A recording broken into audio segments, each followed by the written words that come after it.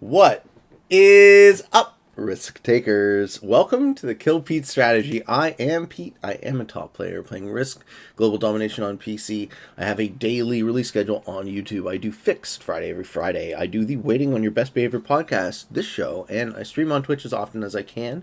If you are interested in getting better at the game of Risk, I invite you to subscribe to my channel and come along the ride with me for today's episode. This is 55 of the Waiting on Your Best Behavior podcast, and I am graced with the presence of Under the Gun. How are you, sir? Hey, I'm doing all right. What's up, good old Peteman? Let's go. Let's get this party started. Let's get this party. How are you, man? Thank you for doing the show. Yeah, I'm really excited. I'm really excited to be here. I'm also a little nervous, but it's gonna be great. You're nervous to talk to me? That's how I feel when I play against you now. Fuck. Yeah. Let's see if we meet each other in like another FFA tourney or. Oh man! See, I wasn't. Oh, was Cosmo gonna play? Amazing! Look at this. Lobby. Look at this great lobby. Yeah, what a great lobby. So we have myself, Under the Gun, Heizung, Sirlin is top 10 player, Cosmic. Let's go. Let's go. All right, all fired up. Yep. So yeah, the settings I chose them, of course, on purpose. Chose them carefully. Mm-hmm. This is Trigon's Labyrinth. It's one of the settings I climbed with. Like the map came out, I fall in love with the map like immediately. It's such a beautiful map. It's so cool. It confuses people. All the small triangles. I thought it was amazing. So I played it. I got to top 700 Grandmaster with it, playing it progressive. Excellent. With those settings. So Fog and Alliances. It's a Pete special. Wait, you played Fog Alliances in pubs? Yep. Really? Yeah, it is. I mean, I was crazy like that. So interesting to me. I played anything to ladder when I was like, I started off as an FFA player, right? And I would play anybody in any setting to begin with, and that way I would learn pretty fast. Have lots of fun. So there's Fog, there's Blizzards, there's Alliances, and it's progressive, of course. Mm-hmm. So okay, so you're one of those folks who doesn't think I'm nuts for playing with Fog and Alliances. No, I think it's a very like unique and cool idea, and like once I heard about your idea, I was eager to try it out. I don't quite have the cojones to play progressive with Alliances in pubs, just because I have, over the years found the thing that gets me killed is people teaming on me. More consistently than anything else, the thing that causes me to lose the game is just, an accidental collaboration. I don't say the word teaming is too much, right? Just when it's just two players, good someone hits half of you, the other guy gets the other half, and then all of a sudden your game's sunk. All right, let's do a bio, because the people need to know who you are. Under the Gun is a German gentleman. We can tell by the accent. All right. Hello. I just happened to cut out. You might have noticed. That's fine. I kept the conversation going. That's beautiful. So I was gonna say, good neighbor theory might go a long way, right? And people just really lining up and then playing together. Mm-hmm. That happens. Whoa, is he gonna hit your 4? He is. Oh, he's gonna lose too. That's a big mistake, though. He should blitz it. 8v4 is 98%. 8v4 would have been fine. I know. Now he's in trouble. For sure. Oh, can we start with a bio? You're a German fellow, young man. Yeah. Okay. So my name is Marek. I'm from Germany. I'm 20 years old. I'm born and raised and lived my entire life in Berlin, capital city of Germany. So that's me.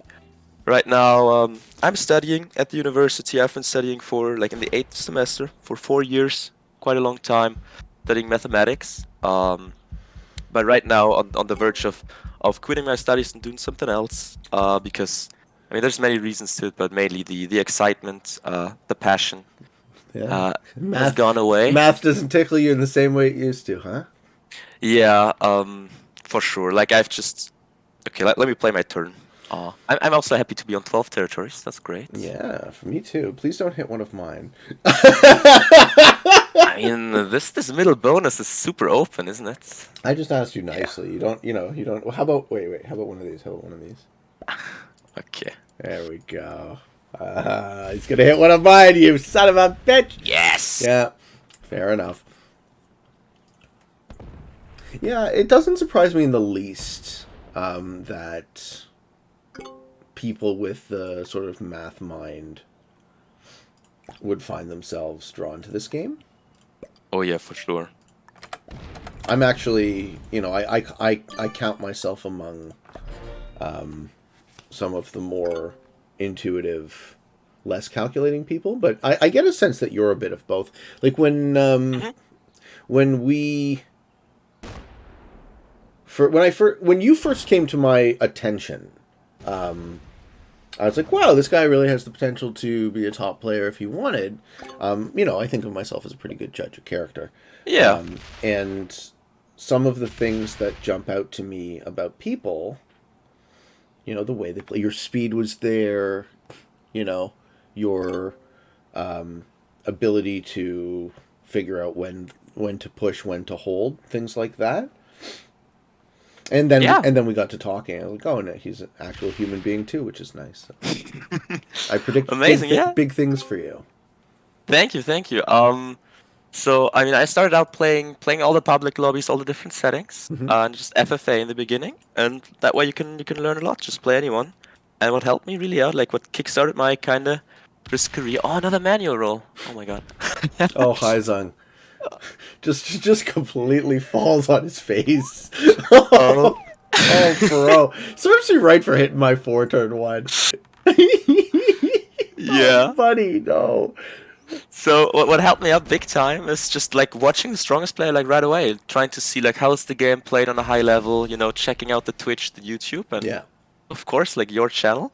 Like you played a major role in my risk career, risk history. So all right, let me play this turn as well. So I hear this now. I hear people tell me that I've been an influence, and it's, not.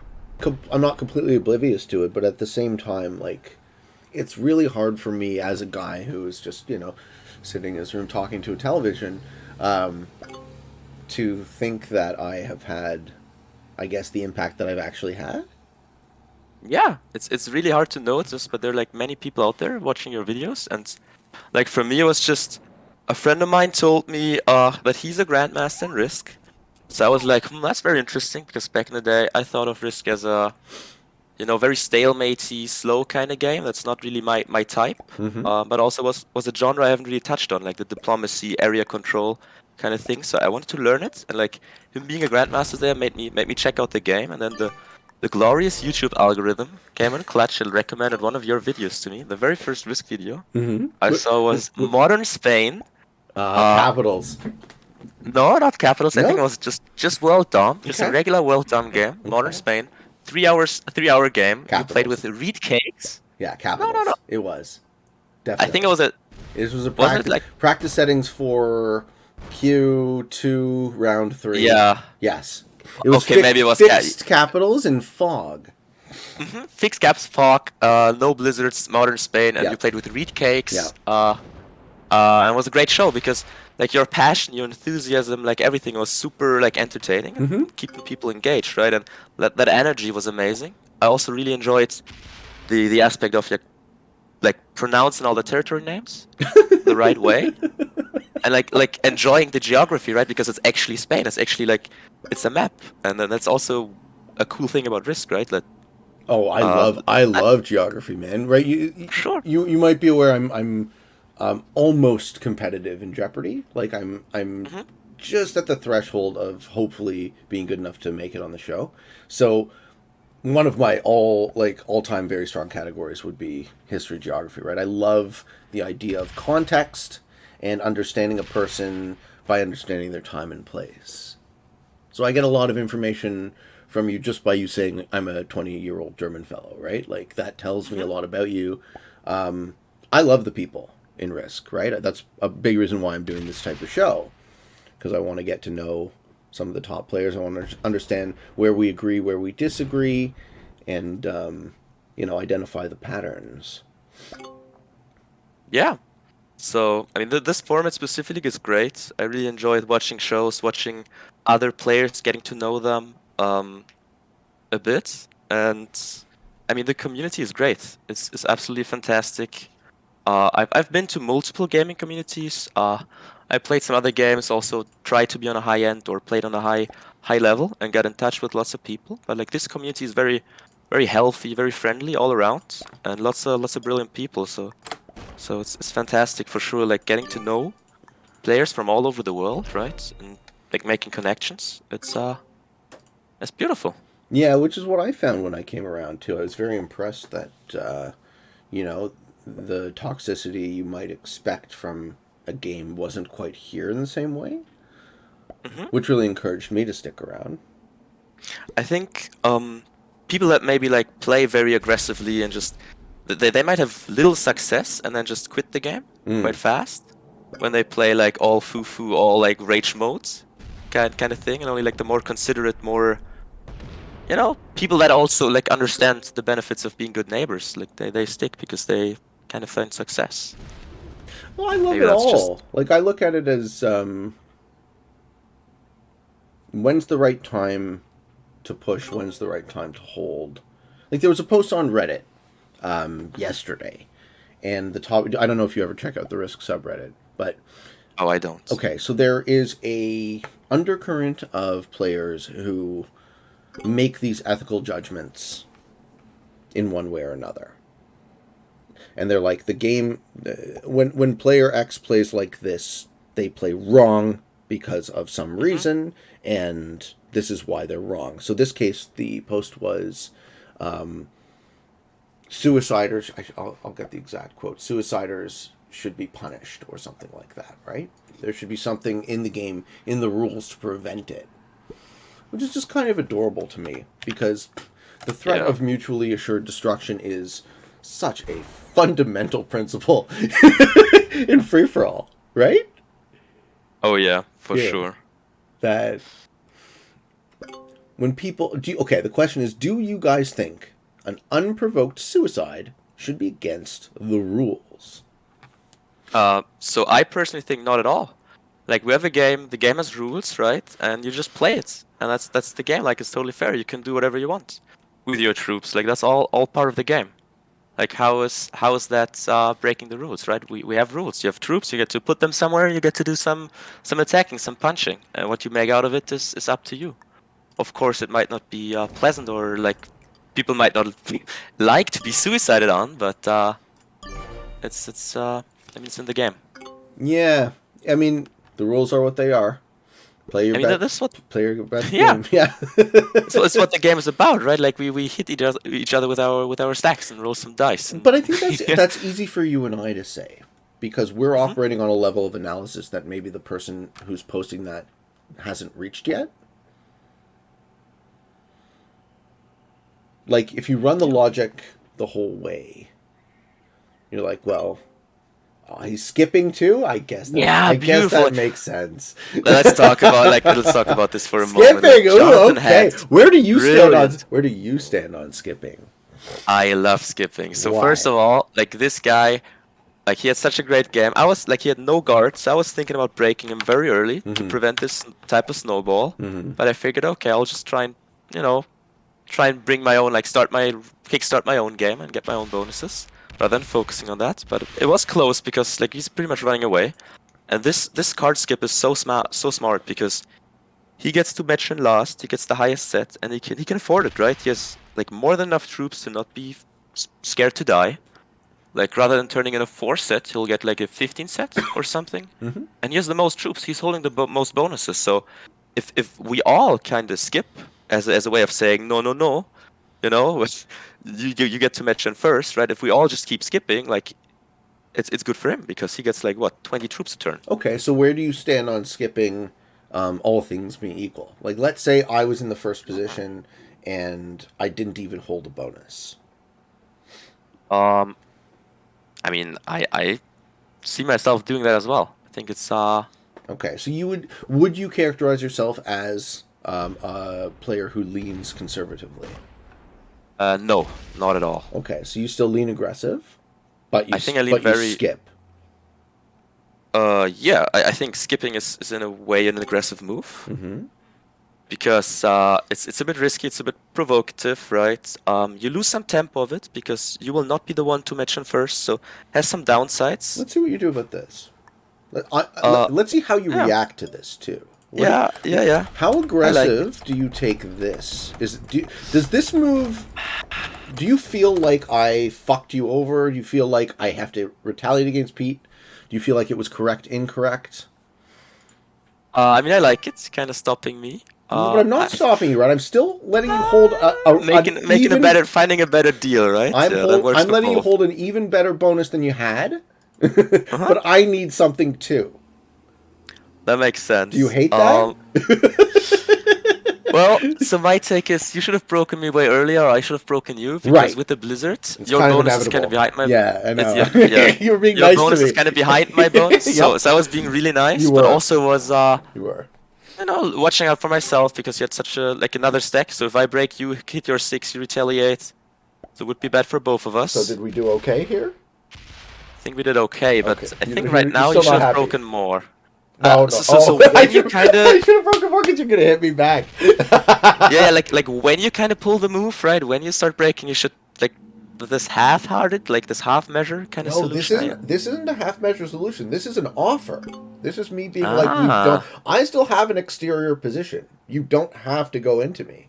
You still have another way. Yeah, and also, like, black is super scary, right? If we just fight, we give it up to black. Now Sterling skipping. Yeah, of course. Oh, he's offline. Wow. Well, he's done. He lost. I think he just quit. Yeah, but okay. That's too bad. That's okay. Amazing. Sterling had a good game. Too bad didn't go his way. Hey man, free for all. Yeah, that's just how it goes. Only one can win. All right, so yeah, in your shoes, I probably would have broken like all of my stuff, because now I get like a ton of troops and I can break all of your stuff, and you're kind of but don't you at the mercy of me. But don't you think that me learning this about you is more valuable than winning the game? Ooh, yeah. Well, maybe I'm a bit like short-sighted, like short-term looking. You do whatever you want. Okay. If you so don't like my offer, you don't have to take it. First of all, I gotta do some killing here. Yeah. Yeah. Okay, this is gonna be a great turn. It looks like it's gonna be a great turn. All right. So I have a Haizung trapped behind me. So this is my kill now. Get the match in turn. I'm also looking to kill Cowboy, who's also weak. And Sterling. All right. Wait. Oh, it's another 12 match. Yeah, Sterling only is worth it 2 cards, so I have to kill him last. Ooh, can I do it? I believe in you. Okay. Huh. 7 hit 4. It is a bit tight. You fail. Huh. Yeah, fuck. You fail! Roll the 2 before you try harder. You really want to keep us in suspense? He gets it! He gets it! This was a 5, right? Very so nice. If it doesn't work... Yeah, very nicely done. Oh, that was super tight window. Yeah, it was. It was. Good kill. This is the shit I'm talking about. Like whenever I see players do things like this, it's very impressive to me. Right? It makes me notice you right away. And yeah, now you hit me, obviously, because there's no reason not to. You don't want me strong behind you. And now we get to play an interesting 3-player endgame, because black is also quite strong. No, I'm dead. This is a 2-player endgame. You will get to match in, right? It's not... Okay, so I have a feeling black is gonna win. I'm not happy with that. So you should have taken my offer? I'm not sure. So black's on 75, and he's currently holding all his bonuses, right? So of course you get to break me, but I can see black winning this. Let's see how this plays out. Ooh. Yeah, you're still hanging out behind me, so black gets to hit me first before he hits you, huh? Well, let's see what black does. You're kind of in the middle of the both of you. I don't know what he's going to... Are you? Is he an alt? Like, he's been playing excellent. He's not. He's not an alt. He's a grandmaster. Nice. Yeah, we Okay. connected on Twitch actually, and he signed up for the tournament through one of my video links, but he wasn't on the server yet. So he's like, "Why? Can I see the spreadsheet, whatnot?" And I was like, "Oh, that's the reason you're not actually on." I also saw him in my lobby once or twice. I was like, "I don't want to play that guy." Okay, so he breaks all my stuff, but none of yours. Huh. Interesting. 116 troops. So as far as the kills go, I mean, it kind of comes with time. You kind of remember the numbers needed to kill certain stacks. You know the sweet spots where you get the 100% blitzes, stuff like that. And that really helps with pulling off kills like those. All right. Informed decision making is what I like to tell people. You might as well take a quick look at the odds tables and figure out, particularly with balance splits, figure out what gives you certainty, because then you can play to a more reliable expectation of winning the roll. And every once in a while, it is still a dice game, so we all get unlucky. Yeah. So here's my offer, right? The way I see it. If we keep fighting, black just wins. So I break all of black's bonuses to give ourselves a chance. And yeah. It's up to you to do whatever you like with your fresh 17 troops, right? So fresh. I mean, it's kind of like both black and me are teaming up with you. Oh, also, at this point, one could think about turning the alliances off. So this is, yeah, intriguing part to the fuck kind of thing. Were you happy with my move? I think it's a decent move. Not, I don't know, not setting up anyone, right? Just getting your cards, waiting for a good moment to strike. So as far as cards go, I'm in the worst spot, right? Because I'll be on 4 cards, and then people could try and kill me for my 4 cards. Right, but to kill 96 troops to get 35 or 40 isn't the best deal. Exactly, like the troop total isn't quite there yet, so it's not like whoever would pull that off would probably get second place. So this might go on for a little bit. Have you stopped or paused rank grinding at the moment? Yeah, a bit. Like I'm looking to get top 10. I don't think I'll go further than that. Yeah, I said that too. Yeah, it's just too much. It's really crazy. Did he bought? No, he bought it? What happened? Oh, come on. Now we're in the worst 1v1 in history. Well, I get to punch first, huh? We're still allied? No, I mean, I'm still allied with him, so he didn't bought. Yeah, same. Wait, maybe it's a strategy? Weird strategy, but okay. I mean, we think he butts out. I hit you as hard as I can. You retaliate, and then he magically. That's some sneaky shit, dude. I love it. If that's the strategy, I love it. It could be. Okay, I think at this stage of the game, there's no bonuses really anymore. Yeah, that's fair.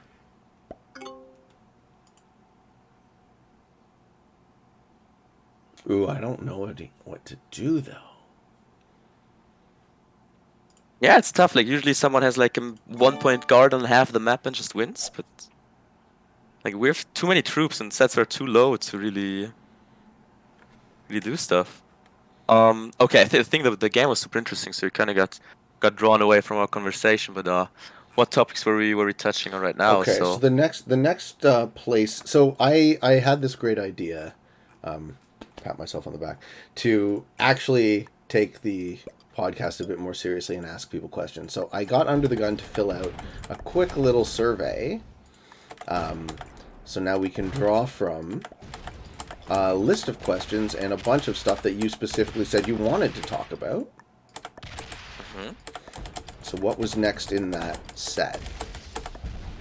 So as far as the bio go, we had like a couple more questions about like getting to know me and like what I like most about the game. Right. Would I consider myself a good Risk player? I think we can start on with those before we get to. Favorite thing. What is your favorite thing about the game of Risk? Yeah, so about Risk, I love the kind of mix between the psychology of the game, that you have an FFA, like trying to predict how other players would react, right? You play a multiplayer game, like the FFA kind of style. but also like the analytical part, the technical part. The way balance blitz works, you get to like manipulate the actual randomness. Like there's a system with balancing the dice that you can use to your advantage. And then there's a massive analytical part to Risk as far as playing 1v1s, playing 2v2s, those kind of like settings where it's just one party against one party, and like punching is actually good for you, right? You can't be too aggressive in those kind of settings, really. So that's super interesting. I love it looking new and different maps. I think that it's just a great like digital version of a game, right? So, all right. So like the classic Risk game is kind of meh. Not gonna lie. You don't like classic? Not the classic map, but like the Risk, like the board version, and like this online version brings like so much more to it. The different maps, the fog, the blizzards, all that kind of stuff. Okay, I'll take out all your stacks. Yeah, he is a bot, right? I think so. I'm kind of all in on that theory right now. Yeah, he says offline. So I didn't have that as the case on my turn, so that informed my decision making. I played as if he was still alive. Yeah. And that turned out to be incorrect. So that's a GG. Yeah, it's a bit sad. It's all good. It's all good. I would have preferred to end the game, you know, in another way than somebody botting out. In a spicy fashion, yeah. Too bad. Okay. Can happen.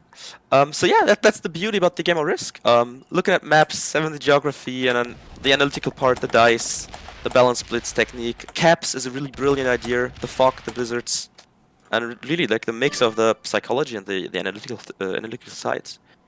Yeah. Leveraging two things that humans do well and very different skill sets. Oh yeah, for sure. Yeah. All right, so you wanted to talk about slider blitzing. Tell me what you'd like to talk about. All right, so let's get to that already. I just use it as well. So this is a bit of a bigger thing. Let me start by saying you might know that when you punch, like you move around, swinging very big stacks, right? You punch around, you have like 1,000 stack. It's one of those days you're stuck in a 5-hour progressive caps games, right? It's disaster striked. So you're sitting on your 1,000 stacks and you're hitting once, and then you notice while you hit a 1, right, that you lose 5 troops. Like killing a 1. Right. That's ridiculous, right? Because we all know if you roll a 4 on 1 in balance blitz, it's 100%. And how could you possibly like lose more than 2 troops rolling a 4 on 1 that works? I mean, we also know you maximum lose 1 troop, I think, with a 4 on 1 blitz. Right. So why is that? And the way the balance blitz is designed, it's a bit weird, it's a bit flawed in that way. But basically, I mean, you know that part, like all the odds above 50%, you know, they get better. They become more in your favor. If it's below 50, it's less in your favor, like as compared to the true random outcome. Let's linger on that. So for anyone listening who doesn't quite understand how balance blitz works, I always say switch to manual if the odds given from that blitz are less than 50%, and always blitz, assuming your only goal is to win. Always blitz if the odds are more than 50%, because balance blitz will skew your odds, and it basically cuts out the bottom 15 and the top 15% of the distribution. So anything 15% and under rounds to 0, and anything 85% and up rounds to 100. Oh fuck! You might have cards. I didn't have cards. Oh, I got cards. Oh, I got cards, baby. We are the weirdest 1v1 ever, huh? Yeah. It'll be fine. For sure. So yeah, you said it. I couldn't have said it better. That's exactly how it works. And then like the sweet spot as far as troop losses go, like it only like not only does it help you win the roll, so you conquer the territory, but it also gives you like the expected amount of troops that you lose is lower. So the absolute sweet spot is when the blitz is exactly at 100%, because as your stack gets higher, for some reason, it's you lose like a percentage of your stack or something, and you can lose more hitting with a higher stack. I mean, there's a bit more to it. If you hit with a higher stack, you have slightly increased odds to get like perfect rolls and lose nothing. But it's not worth in the end. Like it doesn't add up. Like you're expected to kind of lose more that way. So the real sweet spot is the 100% rolls. The the 4v1s, the 6v2s, the 7v3s, the 9v4s, all that stuff. So with a 7v3, for example, you're expected to lose 1.5 troops on your blitz, right? And you kill 3. So that's just amazing. It's an awesome role you should take. Like this is great advice right here for 2v2s and whatever 3v3s. Oh, yeah. Looking for those kind of dice, because you'll just get way more troops killed than troops lost. And the way the slider works is pretty interesting. So I never knew about the slider. It was this kind of mysterium. Trap me in behind the black bot, huh? I sure did. I tried to, at least. Oh no, he's coming back. Yeah, I think being after me in this matching sequence is better for you, right? You just keep hitting me back. Yeah.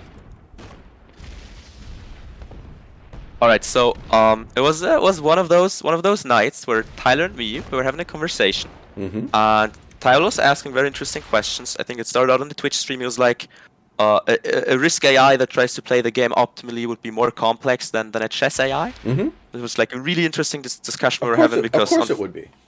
I don't think I don't think anyone who understands the game would disagree with that. It just this game is more complicated than chess. Yeah, I mean, chess is a super complicated game itself, but there might be like way more like calculations if you just like try to calculate for every single possible outcome opportunity. Like also factoring in multiple players. This is already insane. Yeah. As far as 1v1s go, like from what there's to do, like okay, the optimal like AI probably would be still super complex, but like just having something that is really good could be like done very quickly, could be pulled off pretty easly. Well, okay, anyhow, I mean, really good is a pretty nebulous definition. Yeah. Anyhow, I wasn't trying to talk about this topic. Let's get back to the balance blitz. So let's do it. So the conversation with Tyler led to us like realizing, wait, the sweet spots are those 4v1, 6v2, 7v3s. So how does slider blitz work? Because I never knew how it worked. And it's actually, if you slider blitz, it will just emulate like a blitz as if you had those amount of troops. So, given this hypothesis that like the 4v1 and such are the optimal roles for you, right? You can use the slider like now to like simulate the 7v3 blitz. Okay, now I got terrible dice. That can still happen. But what it means is when you hit stacks, you can use the slider and like move it down so that it like barely hits the 100% benchmark. And then get the best dice possible, and we tested it. Did like not the biggest sample size, but did about like 100 stacks of 7 or whatever we punched, and it was like a major difference between just running around with your stack and slider blitzing. Yes. So slider blitzing did it's not the blitz slider that's broken; it's balance blitz itself. Okay. And then you like the way the slider works, you can use that for your advantage. Oh, well played, gotcha! Nice. GG. Well played having a set on 3. But anyways, I'll take it, man. GG. Woo! GG, man. Wow. Nice game. Yeah, you were 1 card up. That was great. That was it. So you were right. You were right about the cards. Shocking. Wow. Okay, you can kill the bot, or you could just kill the bot. I want the win on my record. Yeah, that sounds nice. Please continue. So yeah, it turns out it's actually like the optimal way to slider blitz. So when moving around with your stack, you can get better dice, get those 1 or 2 or whatever, even more troops on average, like unexpected value, by using the slider. So it only plays like a minor role when hitting once. Like if you want to, you can bring the slider down to 3, because the slider means how many troops you would want to invest, like that could die. So if it's on 3, it means it simulates like a 4v1. Right, in the classical stance, like 3 attacker dice. Yeah. So you could do that, right, running around hitting once, but it's not it's not too important. Maybe for 1v1s it makes sense. For FFAs it doesn't really, because you also need your time in your turn. But like when running around with 100 stack, you could just bring it down to 10 or 6, and then while you move around, it will get lower, but it will never fall below 3. So you need to watch it. Like you can have some fuck ups due to the slider. It might complicate stuff. Well, yeah, and this also assumes you have infinite time. Yeah, of course. So like you kind of get used to it, you can practice it, get faster with it. But like when it matters is like Hitting 3s, 4s, 5s already, it's like way better. It's really good, and especially when hitting like much bigger stacks. So like your 40, your 30 something, right? I use the slide on all of those because now like I'll roll against a 27, right? There's 32 versus 27, so I can never lose more than 32, and I'm like expected to lose whatever, like 20-ish, maybe 25-ish. So it takes some time, but it has a large benefit when hitting higher stacks. Yeah. Yeah, and this was first brought up to me, I think during the free-for-all tournament at the end of last year. About how, wow, we're losing 4 when we hit a 1 when the stacks start to get large. That shouldn't be. Mm-hmm. Yeah. So this is a good tip for anyone listening to the show when you're starting to deal with really large numbers and you don't want to lose. Like, let's say the late stage of even a classic fix game, which I know a lot of people play. If your stacks are in the hundreds, just toggle your slider down to whatever the 100% blitz is, and that way you'll lose the minimum possible troops. So there you go. That's the actionable piece for your game from watching this show. Yeah, for sure. And it's like a very micromanage kind of thing. So I would not advise like newer players or intermediate players to use it because it's not worth it, the time you spend for what you get out of it, right? You could have spent that time thinking about the game, thinking what you want to do. But once you're already like very fast, you know exactly what you're doing, or especially when playing 1v1s or 2v2s, it's very helpful, for sure, and can be used to your advantage. There we go. That second lucky set. I did let him hold a bonus, though. That's probably a mistake. I think it's all right, man. All right, you wanted specifically to shout out Olive. Oh yeah, so we're talking about the Risk community, right? Mm-hmm. Yeah, this all like it's pretty much connected with my journey in Risk so far. Sure. So, my adventure here around the community, and well, maybe let's get straight to the point. So I was really lucky to connect with the top players like very early on, and like have them practice with me, and help me out getting better at the game because I was looking, you know, like who are the, you know, how is it done, you know, on the highest level, and then what can I take away from it, what can I learn from them. So I signed up for the 5-side, which is the 1v1 and 2v2 tournament. It's, I would say, the most like a very competitive tournament, and it's like a very analytical style of playing Risk, and the best players at that are all around there. And I got very lucky that like the goats picked me up early on, so that like Sterling's team, when I was a very new player still, like a team with Sterling, Olive, Sin, and Spike, all those guys, let me like play on their team. And I didn't play on any team, like it was my very first 5-a-side season. I just played one match, but it was more about them practicing with me. So I connected very fast with Olive. He's an amazing guy, amazing Risk teacher, and he really helped me out, kind of kickstarting, accelerating like my progress in the game by investing lots of time, teaching, being like an overall great guy, right? He's super friendly. He's always in the DMs with all the players. Like he's kind of behind the scenes. He's very humble and very helpful and very friendly, and just he makes people feel good. Like he has a talent to, right, say what you kind of want to hear. That's just... Olive? Did you go back and listen to the Olive show? I think that's one of the shows I kind of should watch. I should give him another seat at the table because Olive is, you know, at this point like an elder statesman. He's invested in my game as well, right? He's been and I think the single greatest thing I can say about him is attitude. So Olive has the attitude of a champion. You know, it's really hard to see something get him down. And when he's confronted with a problem, it's not like, oh, poor me. It's a lot more like, interesting problem.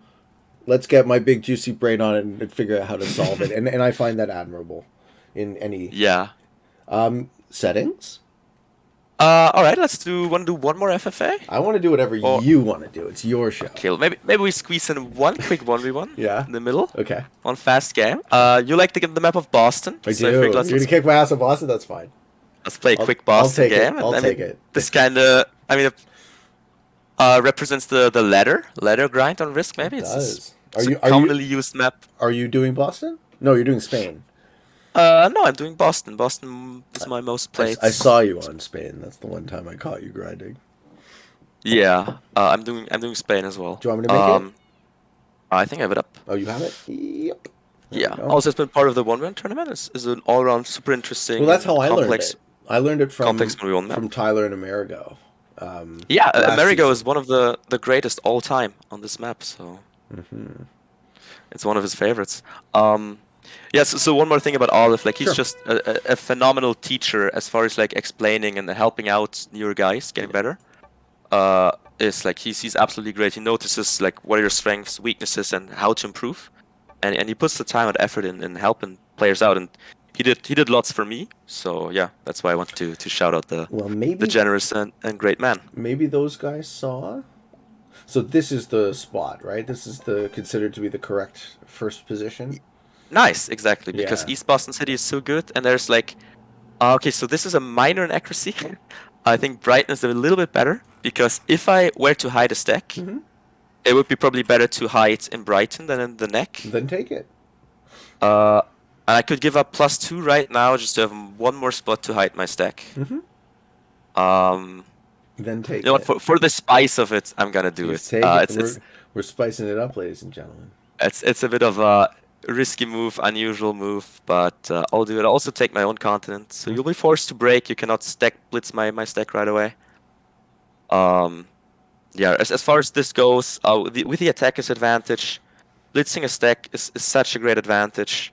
So you kind of want to hide your stacks in close proximity to this like spot where all the action is, and then the top right mostly. And yeah, so it's kind of worth to give up. Make, I would say, more than a few minor inaccuracies, as you put it. Yeah, like those are the real details, right? I don't presume to know what I'm doing or be good at this.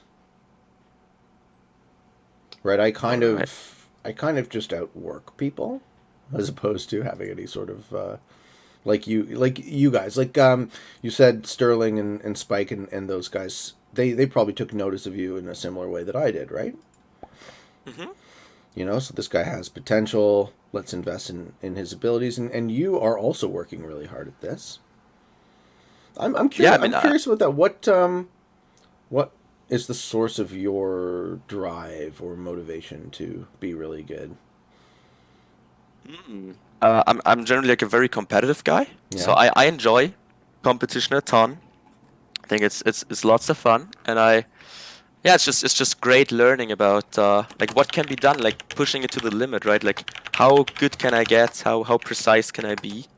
And like how far can I improve in this game to be as strong as possible, and then also compete with other players. Try to see like how do I stack up against all the other players in the world, right? How good am I really? And am I there, like on the highest level? And that's such a cool thing. There's so many human beings on this earth, right? To be able to say at game X, whatever, like I'm one of the very best. That's just, I mean, it is a cool. Fills one with pride, right? It is a cool thing to be able and not to just like say it for the sake of saying it, but say it because it's true, which is so hard. Like I'm sure you've heard me say this once or twice, but the reason I started, not the reason I'm still here, but the reason I started on this journey of making video work was to actually improve my game. Yeah. Because I watched myself, and then as I watched myself, I saw those inaccuracies and mistakes. I was like, oh, now I don't have to but it makes it real in a strange way. And now I get to have these types of conversations, which also improves my game, right? We can discuss the nitty-gritty. I've never played a Boston game like this. You're doing it very differently. How are you going to kill me, though? I'm probably going to lose just because you're going first. Yeah, just because it's first. No, I wouldn't say you're probably going to lose. I think I'm probably going to lose because I'm terrible, but... I mean, I'm trying my best here to make it hard for you. No, I like it. I like it a lot. I can give some thoughts on this Boston game. I mean, it's just the game goes on too fast for me to pick up on all the things I want to say. But okay, so this is a very interesting pick already. I think I should think I should take it. Yes. Yes, no, maybe? Yes. Do you? You do! Okay, good.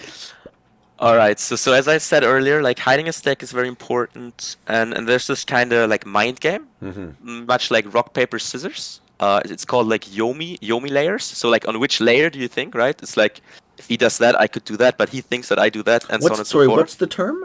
Yomi? It's Yomi Yomi layer. I'm not sure if it's like an official term, but it's Where's it term. from? Because this is a concept that I understand, but having a term for it is helpful. How's it spelled? The term is from the book. It's YOME or I. Sorry. YOMI layer. Excellent. Thank you. Okay, Cool. so this is a term that I read about in a book called Playing to Win. It's a brilliant book. I think I'll talk about it a bit later. So let's focus on this 1v1 first. Oh, I'm focused. I'm in. But it's just a brilliant thing of like getting into the other's mind, like thinking, what would I do in their shoes, or what, especially not what would I do in their shoes, but what will they do? Can I predict like how they think, and kind of outsmart, like win this rock paper scissors game, right? And it's not just 50-50 or random. Like there's lots more to it, and this is like one big part in all the 1v1s. That's to play this kind of game of hiding my stack, and usually you'll have like 2 or 3 spots, and then it's about. Yeah. Which spot do you pick? Which spot do I pick? Like, where do I hide? And the better I do on the picks, the more spots I have to hide, potentially. That will also, be able to connect towards the map, so I could break any bonuses. Like, if I hide somewhere, but my stack is kind of locked, and I don't get to your bonuses, you could just completely ignore that and just take your bonuses, guard them, and then I cannot do much on my first turn, and you just win. So what I've done as well is, like, as a big counter is just like predict the player 2 stack, and as player okay, this is getting more and more interesting. Those are very good blizzards for you, I like to think. Let's see. So as player 1, you could also just take a bunch of bonuses that are like disconnected from where you predict the opposing stack is, rather than taking the blitz, because if you're kind of sure in your prediction, like you won't have the 80%-ish win rate you get with blitzing the stack on turn 1, but you can actually have a 100% win rate. Alright, so as far as this goes, I can touch on some fundamental concepts. I think most of the viewers are aware, so you kind of want to disconnect yourself as much as possible, so the opponent has to make those nasty splits, right? And about splitting, there's so much more to splitting, because you might want to manual roll 1 die, manual roll 2 dice, slider blitz with 2 dice, to only like have to move this amount of troops over. But usually you would have to move 3 troops over. And then like those 3 troops are kind of inactive, doing nothing. So you want to disconnect yourself as much as possible. It's like one part, so you have those disconnectivity maps where you can tell like this is a hard corner, this is connected in a range of 2 to that many territories. So that plays a role, but just going by that is definitely not the way to go, in my opinion. Because it's also always relative to what your opponent just picked. And it's also about having certain like connections among the choke points in the map, so that your potential hiding spots could also like reach anywhere. Yeah, so I've not done the best job with this. You haven't done the worst job though either. Yeah, let's see. You don't think you have a realistic shot of killing me? Oh, I think I do have a chance, but I might have been able to do a bit better. Ah, that's all you're saying. You're not happy. I'm not 100% happy with what I did. Sure. Well, I assure you, I'm less happy. So what is Pete thinking?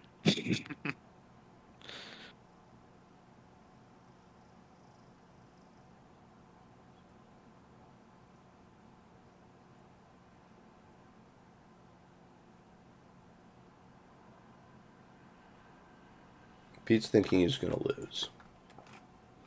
Maybe. Cool. Oh, you do a split? That's interesting. That's uncommon, because if I had a stack at 22 in Alston, you wouldn't be able to kill it.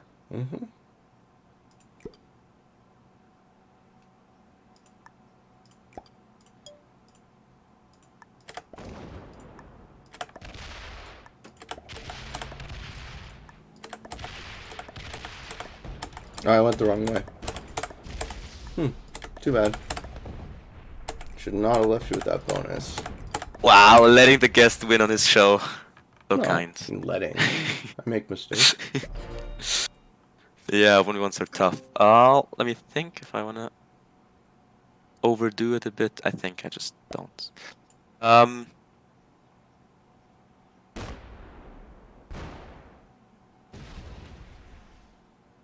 Yes, I'm also slider blitzing. I hope I can.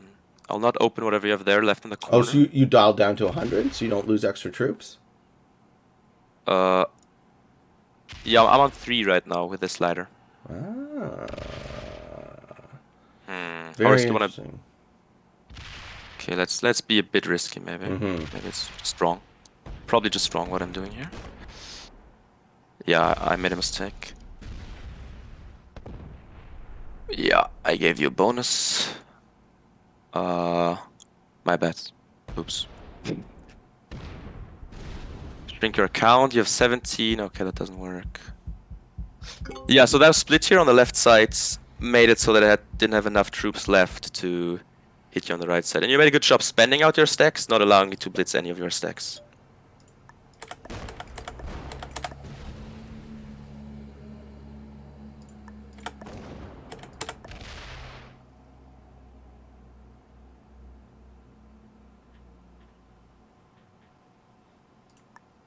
Hmm.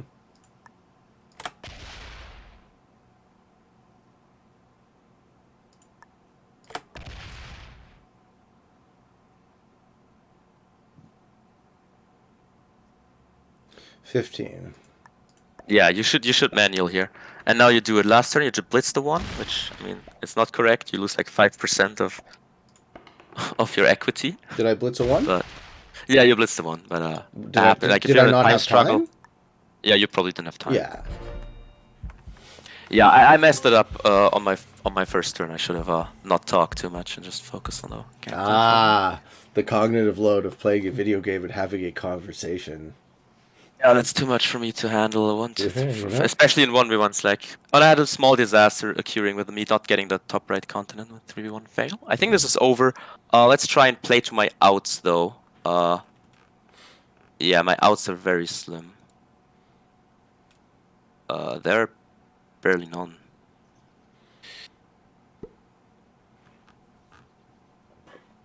Oh, you're hoping for perfect dice. Yeah, that's the only way I can. Oh, yeah, wait, I respect that. No, hey man, okay. if you get perfect dice, you get perfect dice, right? You might still be alive. It's the only way I can win. But no, totally, it's impossible. Totally. Yeah, it's, still, okay. Ah, you see, look at that shit, guys. He's played. Not enough, though. Well, but it's not nothing. Well, I can tell you I'm not all too happy with what I did, but GG, man. GG. I would be happy with that. That was about as good as you can get, right? No, I mean the 3. I should have maybe broken it from Paris Street, from the north, not go through the 3. But mostly was about my turn. I see.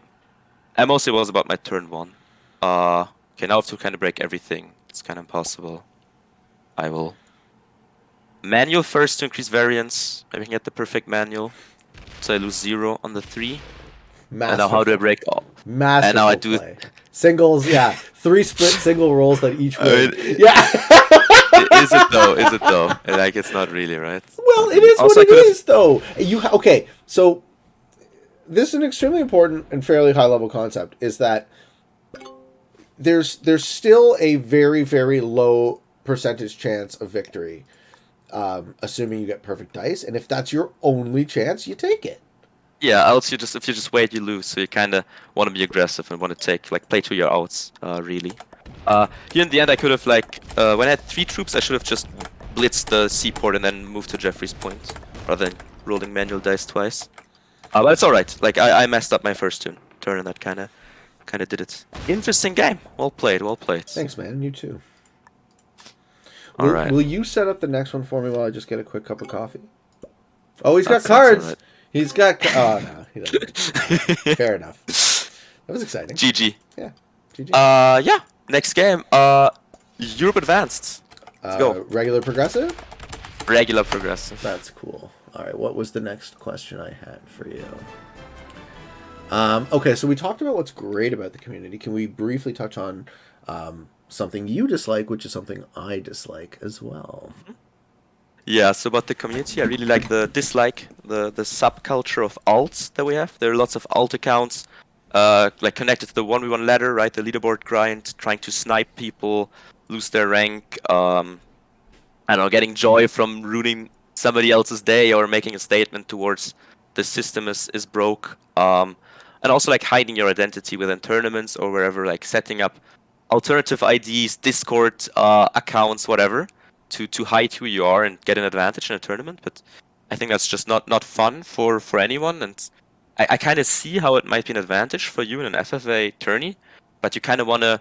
I mean, everybody should know who you are, and it will also give you the kind of credit and recognition for winning in case you do, right? So it takes lots away from you, and yeah, that's like one of my least favorite parts about the community.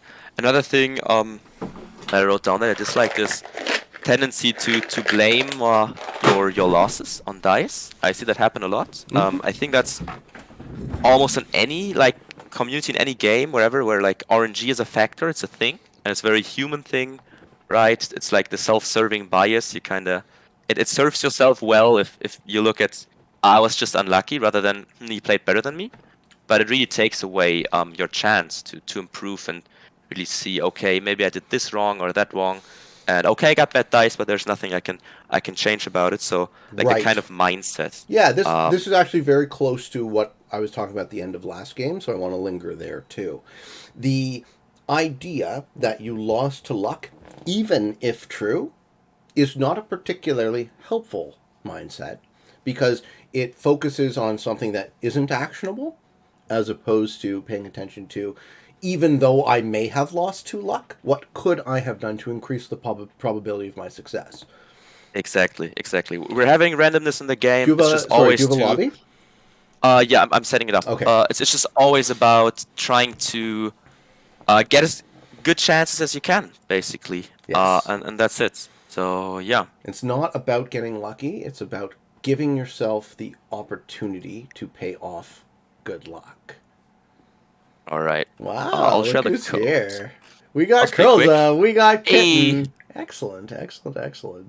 Wow. That was really fast. And I'm getting already getting all those DMs from the 3v3 squads. I think that will be after this game. Ooh, don't tell me who's in the squad. But that'll be exciting. So, one thing you said that I'm very proud to take this opportunity. Are you posting the code somewhere? Yeah, I think it's in the waiting on your best behavior. You can post it in your I will. I'll do that. community games. All right. We got Colza. Beautiful. Yeah. So, I am very proud to say that this upcoming free-for-all tournament will not have alts. Nice. So That's amazing. Hey, Stove's gonna play. Look at this Nice. fucking lobby. Oh my god. Wow, man. This is gonna be a great game. All verified so far. Yeah, no alts. My influence has been felt in one way or another, and I'm happy to offer that. I think long term, the type of culture we want to promote, one of mutual learning, nurturing, growth, sharing ideas, fun, and friendship, is much better served when you are comfortable enough with your public identity to be you. Yeah, I'm totally on board with that, and that's Yeah. it's a nice impact. It's one of many like positive impacts you could make on this community, right? It's just amazing to see how much you can actually influence. I give a shit, man. And like, I'm patient. Ooh, Yeah. Fog Alliance again? No, No alliances Fog this time. no alliance. Okay, cool. All right, Mixing it up. I'll pay more attention to what I'm seeing. One more thing I forgot to talk about it. Yes. Now it's a bit too late, but I just hit my 500 hours milestone. So I was on 499 hours played before we started this waiting on your best behavior.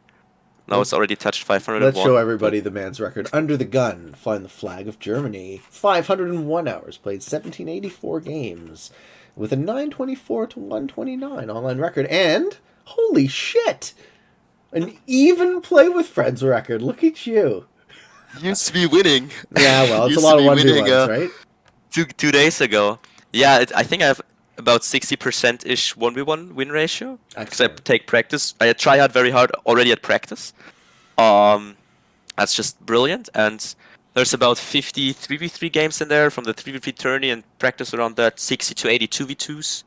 And lots of FFA. So it's just really hard to get a winning record. But, I mean, the majority is 1v1s, and that's the only way to do it. But, yeah, I think like players like Frail or Tank also have winning play with friends records with a high amount of games played. I think this is one of the most, like, it's a great achievement basically, because play with friends is, you know, it's actually the highest competition we have. It's not like playing the classic World Dom random lobbies. They're like less competitive, right? So this is yeah. That's a the big point. deal. That's when you notice anyone with a good, like Sterling the same way, right? You notice anyone with a good play with friends record. It's look, I have a abysmal play with friends record, but I also hosted a bunch of EH, and most of my play with friends is almost all my play with friends is free for all. I also have 666 wins at the moment, which is very interesting. Nice. Well, it's not abysmal though. Like it's almost all FFA, or like the vast majority is FFA, right? And you have Oh yeah, I don't do a lot of 1v1s. like I mean, almost a third, yeah. a bit under a third, maybe like whatever, I think that's 27-ish consistent for me. percent. That is consistent for me, like lifetime, right? That's an all amazing things being record. equal Like for free for all. Well, I'm a free for all guy. That's what I'm good at. Yeah. Like it is what it is. like being able to win like ooh, how greedy do I want to be? Let's be greedy, but don't tell anyone. Okay, actually no. Don't tell anyone. Fuck. What are you taking? Oh, you're taking the homeland. I see. The fatherland. Nah, I'm not taking. No, of course not. That wasn't a tell at all. You don't tell on yourself in fog, bro. What are you doing? You're such an FFA noob. Come on. Yeah. Hey, are you in the GM tournament? Yes, I am. What do you think of the VC component? You're talking about I really my like it. influence. Like these are the things that I don't give a shit about the things I don't give a shit about. Like I'm not interested in having it be my way or the highway with the community, but it's just like when I see things that could be fun, I want to kind of encourage, and being that this community has given me so much, I want to kind of give as much back as I can. Yeah, that's great. I think it's just an amazing new idea. I mean, we have so many different settings, right? And the variety is just so enjoyable. And then the idea of having VC is pretty much how it would feel like to sit down with actual players and talk to them. So it's another layer that can be like another skill set that can be learned, another layer of things you can do, and you can try and outplay each other's honor, like get your getting an edge pretty much. So it's a very cool idea, and I like it a lot. And I was gonna say like winning almost like above 1/4 of your FFA 6-player games, that's almost as good as it gets. Like it's just so great. I'm happy with it, man. Yeah, what do you think about influence? Like I'm only now coming to understand better that my work has been impactful and meaningful to people. So like what in your opinion can I do better, or should I be doing that I'm not doing? That's a difficult question. What can you do better? You don't have to answer right away, but I do value the criticism. I'll start with the things that I like a lot. You stay like true to yourself. You're extremely authentic, right? You're using your real name as opposed to pretty much anybody else online using their gaming names or whatsoever. And you just do what you like, and you're kind of honest and like an open book, right? With streaming as well, it's just really, I mean, there's no hiding, no playing a role for a short video, but Life's it's just too short to be Exactly. somebody else. It's hard enough being yourself. And then that's great. It's just all the passion, all the energy you kind of spread there. That's just really great. So, from my personal point of view, I would like to promote or like pay more attention to 3v3s, 2v2s, try and get better at it. Team risk, sure. That's just not really who you are. So, I think do what you kind of love, do what you kind of like about the game. I like variety too. I like moving stick with around. Team risk is really fun. Something about like my personality. I've never been a great team player, right? I've always been an entrepreneur. I've always worked for myself. So my preferences tend to lean towards being at the top of a tiny pyramid as opposed to being a important member of a larger organization. Yeah, be your own kind of leader and do whatever you like. It's just Right. built into it's in my blood or something, right? I mean, that's perfectly fine. Stove's gonna fuck up my shit. I just know it. Yeah, my game is also very tricky. Stove, don't do it, Stove. No, he's gonna take France. Fuck. Damn it. No, Stove, no. Oh. Okay, so this is another beautiful skill set about fog, right? You can kind of infer and tell where people are. You saw them, and now you kind of know, okay, he has this bonus, that guy's over there. Going for kills in fog is kind of difficult if you don't see like a large part. So, like this map especially, it plays a lot like fixed. Early on, the bonuses matter a ton to be strong enough to not get killed, and yeah, it's a great thing. Maybe let's get back to some more of the topics. Please, you go anywhere you'd like to go. So as far as what could you do differently, or what else could you do? I would say like there's always stuff to do, but I have nothing like that comes right to mind. I would love to see you maybe engage more in the 1v1s and 2v2s, but if that's just not what you enjoy, then you definitely shouldn't do it. I just think tell me if you think I'm full of shit, because I'm still not entirely sure. So what I think from last season was I was coming into this 1v1 tournament. I was artificially seated at the top, which is undeserved, right? Yeah. I'm not even close to being one of the best 1v1 players. And it was, I didn't break him, he breaks me. Wow. It's rough time. You know what I'm saying? So if I'm not Yeah. up there, and it was correlated with reaching number 1 on the leaderboard, which we also know isn't the fairest test of skill.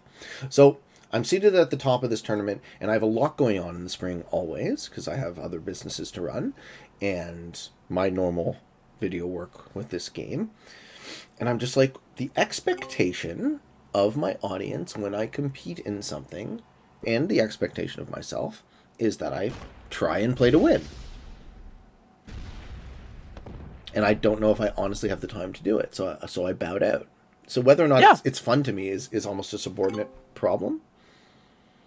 I mean, I kind of agree with it. If you want to do something, you want to do it right.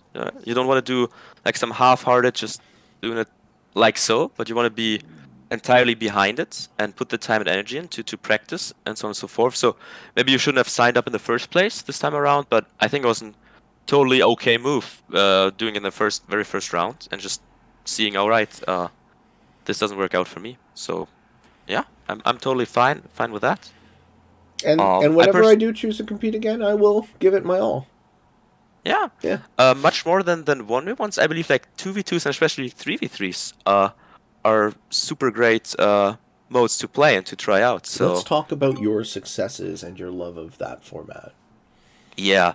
So as far as my tourneys went, my very first tournament was the FFA tournament, where we had this glorious game with you in round 3 on Space Sports Sigma. Do we do the clip? We're gonna do the clip. I think I have a clip. Yeah. I'm gonna play the clip after this game, and this was the moment. This game was the moment when I realized that Under the Gun was who he is. So tell me what you were gonna tell me. Sorry to interrupt. Yeah, thank you. that was a great game. I was like in a super great, fortunate, lucky position, but I tried to play it as good as I could, and I'm very proud of what I did. Felt like I made some very, very cool and very good moves. So yes, so my successes. The very first FFA tournament, I was pretty unknown, but I already had some decent FFA skills. So I made a nice run and made it all the way to the semifinals, which is absolutely great given like how strong the board is, how good players are.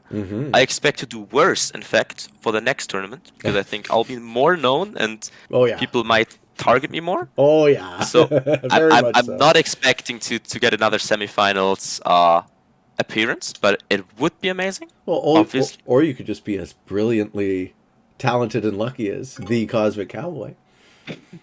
Yeah, it's always an option, isn't it? Yeah, so that was my very first tournament, and then the only GM tournament I also made a deep run.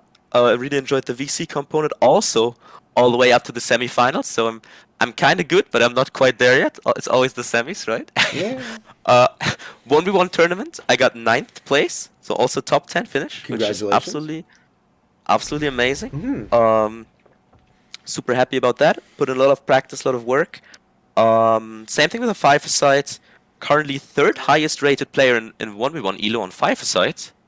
That thing might like fluctuate a bit, but like doing very well this season.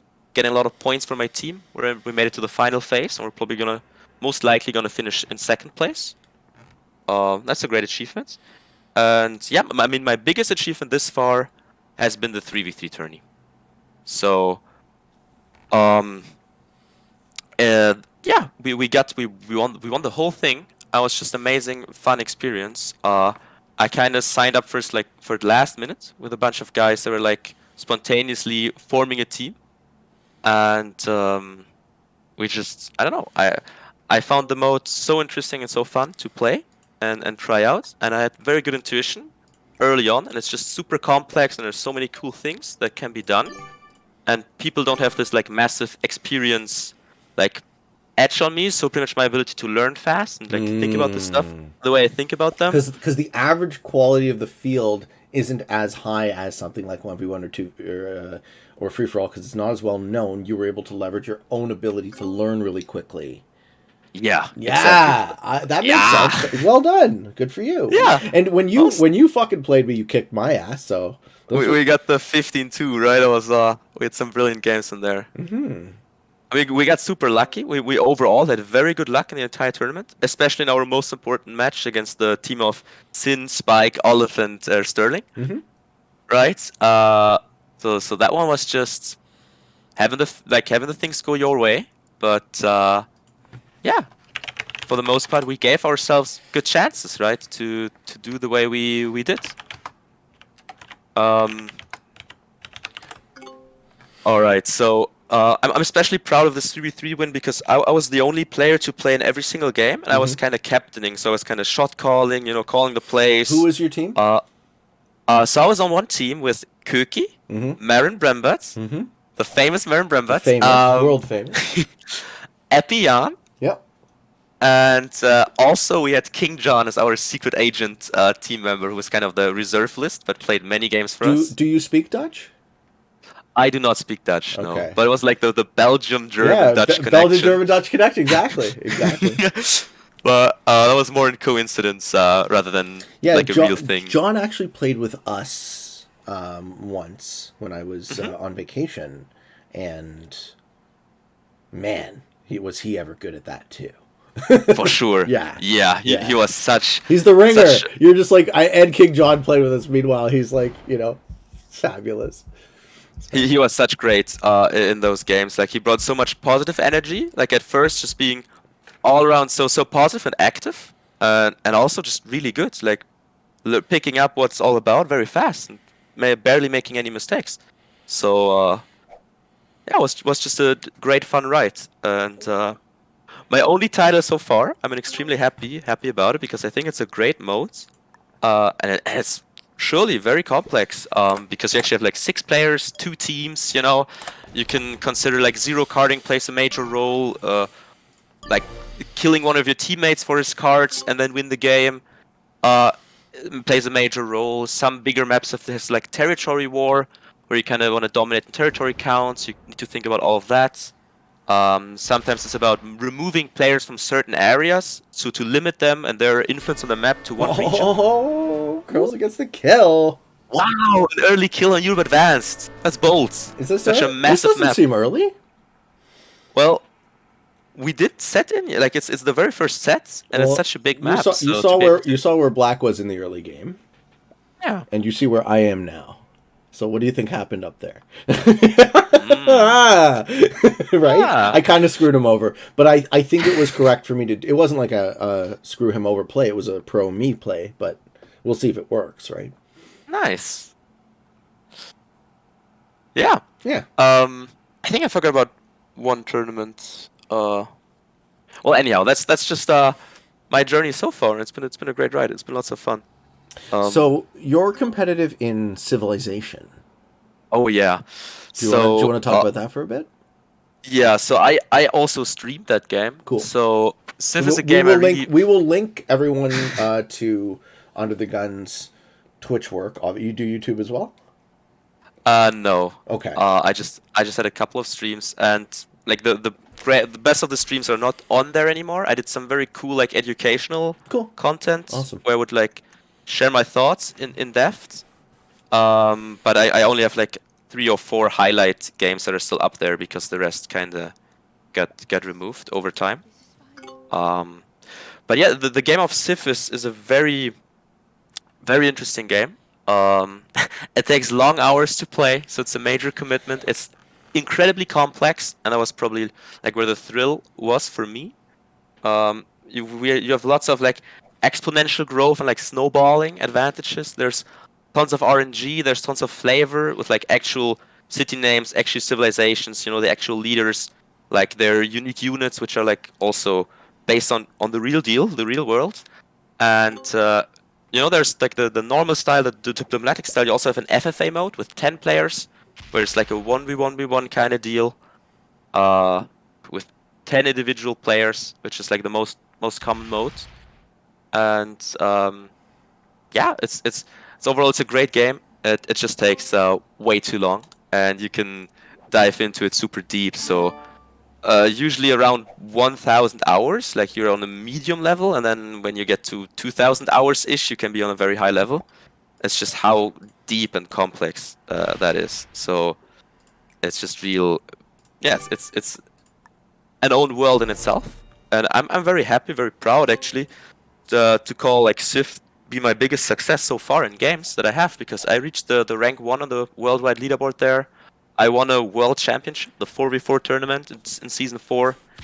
Won the whole thing. So I've had some great success with the game.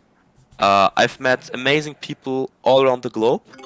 And most importantly also, I founded my own clan, my own community. I had my own kind of view that was very unique to the game. Very different. So there were memes about me and my style of play, and Sure. I would teach my view and so on and so forth, and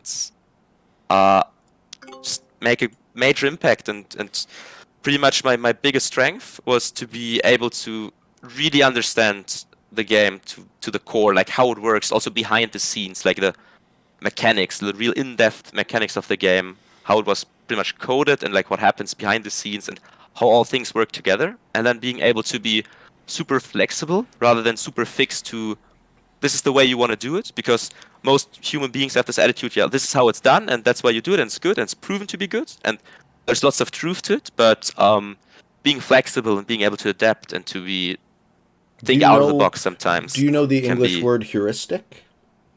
Yeah, for sure. Okay, so your heuristic is adaptive, right? You're talking about I don't want to get stuck on any rule set as gospel, but rather I want to be able to change my mind depending on context. Exactly. Yeah. Kind of break the rules, do stuff that is uncommon, and try to, like, whatever situation is given to you, like, maximize your chances and be creative and try to make the most out of it. And it's really a game where that, I would say, matters a lot. So yeah, there was a lot of micromanaging. Oh, okay. I'm a bit too strong. You don't see my other stuff. I'm not trying to kill you. I'm not trying to kill you. I'm trying to see what's going on. Fuck, I didn't pay attention to the game. Sorry, dude. Well, Stove took your position, so I was like, how hard did he hurt you? Yeah, so this was one of my great journeys, and really the biggest part was forming connections with other players. So we had multiple meetups in Berlin. There's actually a guy that lives here that I like meet sometimes. We go play pool billiard. We have a beer or two and have a great time and hang out, and just connecting with all the different that's players actually out there. That's what happened with me and Kilted. Is I noticed him as a future top player, and then he lives close enough to me that we became friends. Nice. In reality, which is kind of surreal, but I guess any way of making friends as an adult is pretty cool. So it's absolutely fantastic. Mm-hmm. So yeah, that was a major thing, and I also invested lots of time on teaching. So I had one guy especially who's like an excellent chess player and a very brilliant kind of guy that I taught my ideas and my thoughts and whatever, like about 50 hours-ish, and then he grew to be one of the strongest and most, like, one of the best players right now. And probably better in some parts of the game than I am, which is just amazing to see. I competed in many events, tournaments, with my own clan. That was where I was the leader of that thing. So I've done lots of stuff out there. But it's good it has come to an end, because it was extremely time consuming. Why is it over? Or why did you stop playing? Well, I felt like it became too time consuming, but too addictive maybe. So it's just like one game can take 6-7 hours whatsoever, and at some point, I've reached all my goals, and I've kind of I wanted to move on and do something else. Do you have a similar sort of trajectory or plan for Risk? Yeah, I'll probably not be stuck here forever. Maybe I move on to a different game and then I come back for a while, but it's not really it's not as if I was planning it. For now, I'm just enjoying my time, enjoying to hang out with this community, because it's much better overall than the Civ community, for example, which was a lot more like toxic in a way, and like less friendly. In what way? As far as like respect and like just being kind towards people and being considerate goes, as far as like just acting all around, it's tough to explain, but I feel like I mean, this community is pretty old. I think the Civ community is a bit younger. Like in terms of age of players? In terms of age of players, but also maturity. Yeah. Because I think the young players that play here are also very mature, because it's a board game, like, ultimately. And yeah, like someone I've like noticed... Marin or Jaden, right? These guys are quite young, but they're also gentlemen. They're young gentlemen. Exactly. They're classy. Yeah. I think Stove is killing Absolutely. He can't. Yeah, I think he's trying to. He was just having a look around the board. I'm just curious, huh? Well, let's see what I can do. Yeah.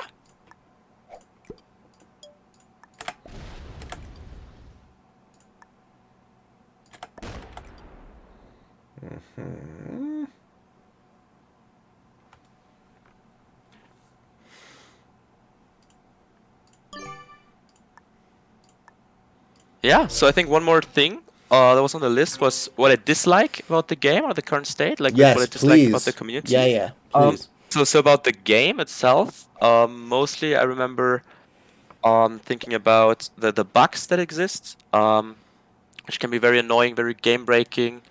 So first of all, the way the balanced blitz works, with like why the slider thing works, that shouldn't be a thing, and then also blitzing caps is really broken, specifically when the numbers get higher. Oh man! Like balanced blitz has cap blitzes that are pretty much impossible in the real world. Like true random would be much more accurate for blitzing like high caps, because the higher the numbers get, like the less the variance kind of becomes. And like, for example, the FFA tournament final with a Cowboy game, I think where Cowboy won.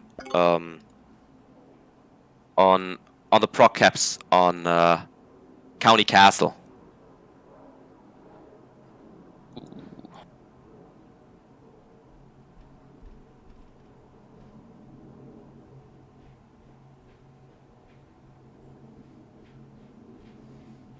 Really showed that. So I mean, we have a small community, small developer studio, and also only like a relatively small communities of like players that play regularly and are super engaged and super passionate about the game, whereas there's like a big like mobile community of players that just play like a bit and play super casual, and it's all right with that. But yeah, there's some bugs in the game that might want to be addressed. The leaderboard, I mean, another great example of you making a big impact, right? You kind of started that kind of trend, that kind of idea to stand up and... So I have a, humbly speaking, I think I have a great marketing mind. So when I think, I was on the fucking treadmill at the gym, right? And I thought, it was like, what would be a punchy way to force them to listen to us and fix this damn thing that they show no interest or ability to fix. Yeah. And that's predatory, and it's probably hampering the game's growth because a new player comes along and just gets fucking crushed in a 1v1 that they didn't really consent to. Mm-hmm. So I look at that and, you know, the idea came to me. It's like, well, what's the simplest message? Fix the ranking system. How do you send that message in a way that isn't, you know, fuck you, Yeah. but rather, please, we love your game. Right? Please, we, the top players on your ladder who have spent the most time and stand to benefit from this broken system the most, implore you to please fix the ranking system. Oh, don't hit that. Don't hit that. And that was a great way of putting it. I think at first it maybe came across a bit more like fuck you, because their response also, like at the very beginning, was a bit... Is that all of you? No, there's one more stack hiding. Where? Well, have a look around. I can't find it, can I? I won't be able to find it. I'm not sure. Let's see if that's it. Are you hiding there? Yeah, you're hiding there. Okay, that's acceptable to me. Alright. Yeah, and one more thing is I should have just fucking gone for it. Damn it. Yep. Yep. No, it's all good, dude. It's all good. That's the game, right? That's the VC component. No, please, as if I'm gonna. Hey, under the gun, can I kill you now? Yeah, Pete, come and kill. Like, yeah, Pete, I'm free. I'm free. Come kill me. No, dude, excellent, excellent. Oh man, but my intuition was pretty good. I just didn't lean. I just didn't fully lean into it. It's always pretty good, right? Practice, man. Just put in reps.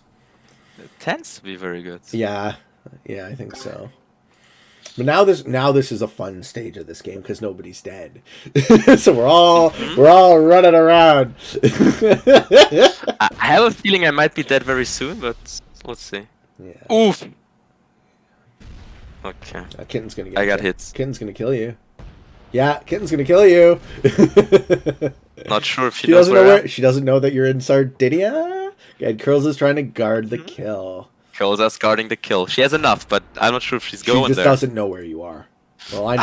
I know the danger, the risk of making kills in fog. I know where you are, and Curls shouldn't have tried to block me. I fall victim to it. Also, I was in 6th position, so I couldn't like expand from a corner. I think your game was really solid. I think Stove hit you, and when Stove hit you, I hit you. And that's what sunk you. It wasn't that Stove hit you so much as I saw him do it and I chose to also kind of fuck up your shit. Well, what kind of fucked up my shit is Jonathan Hatz, and he's out of the game now. So. Oh, he hit you? He broke my bonuses early on that would have helped me snowball a ton. Right. Yeah, and I saw you didn't. You took Germany, but you didn't hold it. I was guarding with like 3s. Maybe a mistake. Maybe better to guard with 1s, so it's like not as obvious. I have it. Sure. Hey man. You chose these settings. I think these are incredibly interesting settings. I can't confidently play them ranked. Yeah. Oh, fuck. Now, where's the rest of Curlza, though? But maybe one should give himself the opportunity to play, like, whatever settings one would like to play in ranked, right? So I think that's the only acceptable reason to make an alt to... Yep, that's what I use them for. I have a way to play whatever settings you want to play. Ah, GG. GG, buddy. Well played. Kitten failing the kill. That's alright, that's alright. Let's see the old Peatman clean up now. Well, I mean, where the fuck is the rest of Curlza, though? I don't know. I haven't seen much of the map.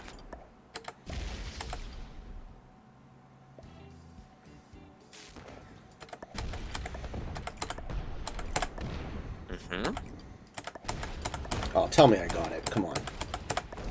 Yeah. Nice. Okay. Alright. Alright. If you're 40, you shouldn't have put the 46 where it is, right? Shouldn't have locked, yeah, I know, you're right. I shouldn't have locked some. Would have been enough to go there with 15 or 20, maybe, to be safe.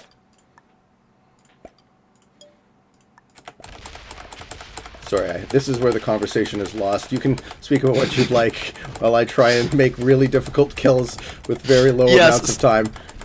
So one more thing is an annoying bug that happened to me multiple times. Once in a fun game on this specific map, both times in proc caps.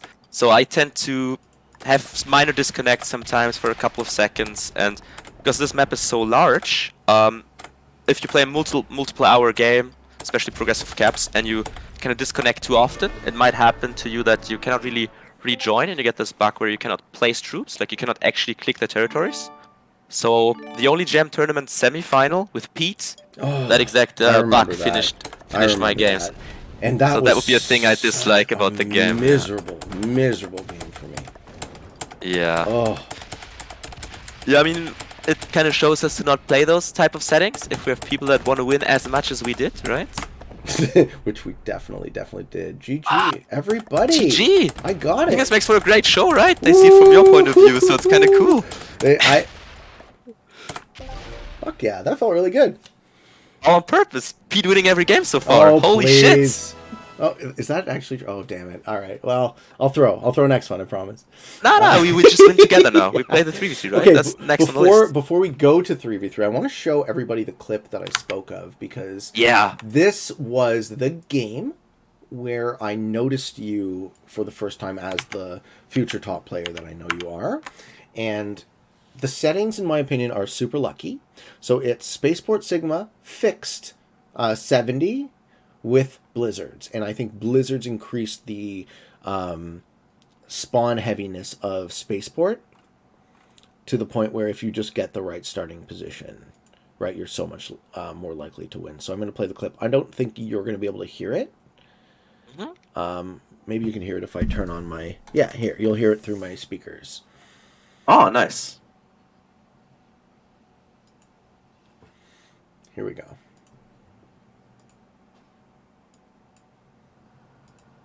Or not. Or it's going to pause and not play. Excellent. Just what I wanted to happen.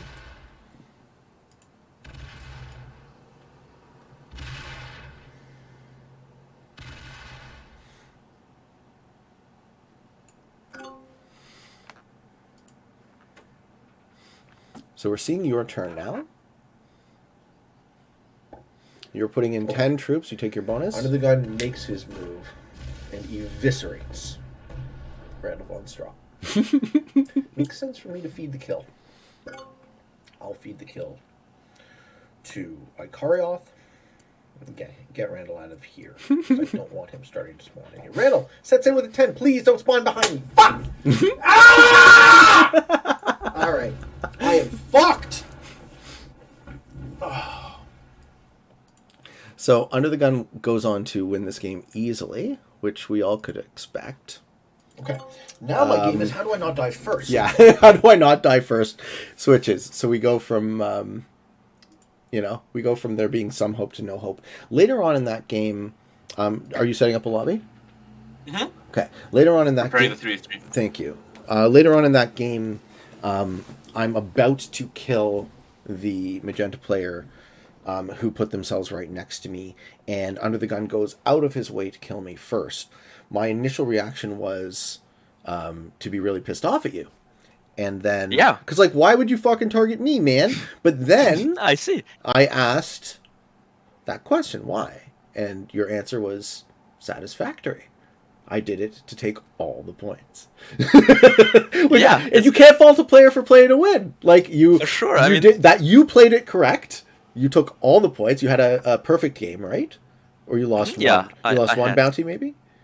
Only to 70%. I had the perfect game. It was a perfect game. Okay, good. So he got the maximum number of points, and really, as someone who plays to win and respects another person for playing to win, I can't be mad. Even though I lost and I did very poorly, I can't be mad at you for playing to win. Thank you. Yeah. So there's a bunch to say to this. Clearly, in those type of tournaments, you want to get the most points, right? And bounties play a major role. And bounties are so great. Like, they make this viable to not, like, stalemate on forever. And it's very good to play for bounties because they have high incentive. They give lots of points. And I was just trying to maximize my points because you need every single point to be able to advance to future rounds. But when you're in a position where you're dominating the game, it's always tough to decide, like, who you kill first, right? You have everything locked up. It's always an unpleasant kind of deal, right? Who do I screw over first? And I wasn't, like, bias-free. I was inclined to, prefer Pete, like, a tiny bit, even though that might be a little bit unfair to most players, but I think happens a lot with Pete, right? So, I ended up, like, feeling like I have to make the kill because at this point you're going to take the bounty away from me, and I don't want to, like, lose those 3 points. So, exactly. like, So If it wasn't you, I wouldn't even thought about it. It wasn't another a fuck second, you, so- Pete kill. It was a I am playing to win, and I'm going to min max that. And good for you. You made the semis. I made the semis. We did quite well. I'm happy with my tournament run last season. Yeah, so it was a great game. I had like lots of like good board control, removing people from certain areas so they couldn't screw me over, and going for an early kill with fixed cards. Like you can very early on, you can get very good kills and pick up their cards. So on yellow, and I just was super fortunate with my position on the board. To be fair, and it all worked out. So all right, next up, who's on our team? We have to pick one. I mean, are we playing to win, or how do you want to do it? Yeah. So this is we will not have any conversation about whatever topic. We could do like one more game afterwards and have some philosophy talk. If you want to do that. No, I definitely do. I do want that. I don't want to miss. I don't so- want to miss this part of the conversation either. I agree. Who do you pick? You pick our third. I'd say we go with Arco because Arco. he brings so much Okay. joy. So Arco isn't on this server, so I'll invite him, and that way he can get in the chat. Right? That sounds great. Yeah, Okay. exactly. Arco. So we'll be playing a 3v3. We'll pretend it is like a tournament kind of game. You know, we play to our outs, and I'll try to call the shots, and we just have a conversation, exchange our ideas and thoughts. Are you gonna take the lead? Yeah, I'm gonna boss you around. I'm down. I'm down. No, I actually prefer in team risk. I prefer to. I think I'm much better executing than I am planning. Now, where's Arco? It's also very important for you to bring in your ideas, because I might overlook things. Yeah. I'll miss some contribute. stuff, so exactly. I'll contribute where don't be too passive. Where I can add value, but I think as a, what's it called? As a hierarchy, having someone be a leader is better. So let's bring Arco into this VC. Also, the other team needs calls, huh? Yeah. I hope you can join them. That would be great. Then we would have an actual game with both teams then it'll all be being in VC. a real 3v3 for sure. For sure, this is cool. This is a great thing to do on the show too, man. Great idea. It's a new thing. It hasn't been done before, and I mean, I saw you guys play 3v3, and I think you could enjoy this mode if you know, there's some cool things to it, and yeah, I think I have lots of nice thoughts, and I mean, this has been my highest accomplishment so far, so it's kind of reflects what I've done in Risk, so this has been great. Hey, Arco. Arco. Hello. How are you? Hello. Welcome. Right, how are you guys? Welcome to the show. Thank you for joining us. All right. Cheers. Let's get this party started. Let me go. Let me use the washroom. Okay. Right quick. Small break. But, you guys, just can I ask you a question to keep the conversation going? Sure. Sure. What was the next topic on the list? Let's quickly introduce Arco. Will you quickly introduce yourself so people know who you are? Yeah. I'm just another grandmaster that joined the tournament scene at the start of this year. I've just been on the tournament bandwagon. So humble. I mean, you have had great success. You made it to number 10 in the 1v1 tournament. Came as a big surprise to me. Partially thanks to your last win in round 7. So cheers to that. Yeah. no problem. And I mean, you come from the true random kind of community, so I mean, maybe you could give some thoughts and some input about that whole kind of ball game that's been played over there, right? Leaving 2s and 3s everywhere. Yeah, I do. We had a fun 2v2 the other day with that. Once again, I am your zero Carter teammate. I might end up doing it again. These were the settings. These were the settings that I had to zero card in before. It might happen again. So I think this is a very interesting topic to touch on already. Zero carding can be super important in this kind of game, because you don't want your opponents, when they're about to kill one of your teammates, to match in, get the kill, and get another match in turn. Yeah. Because that kind of snowballs. Yeah. And you can like stop that by zero carding. So when we played you on this map, Pete, Stoney was calling out you for setting in early, so the sets would get higher. But I think the real issue was one of your teammates, I think it was Fiji Texan, not zero carding, allowing Marin to match in, kill, match in, kill, match in.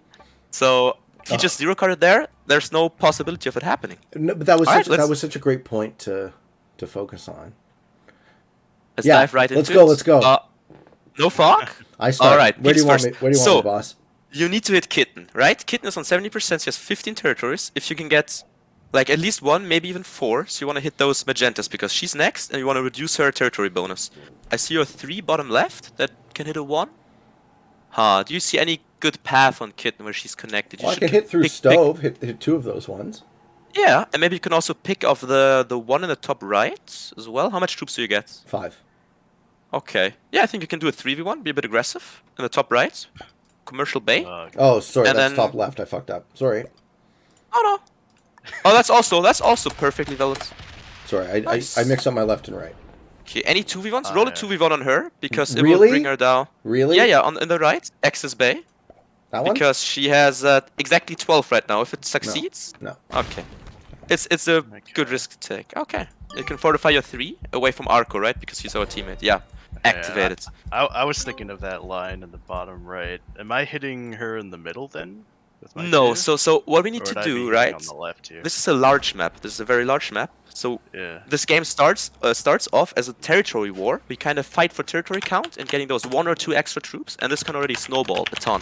It's a major thing in 2v2s, for example. E-buy caps is a good example, and also in 3v3s. So we kind of want to hit the players that are move right after us. So Pete had to hit Kitten to shrink Kitten a bit. Ooh, they have a bonus. Yeah, so That's a bit scary. That is Instead a bit of scary. Instead of hitting her, then I could hit Curlza and Stove at the top. But look at that right guard.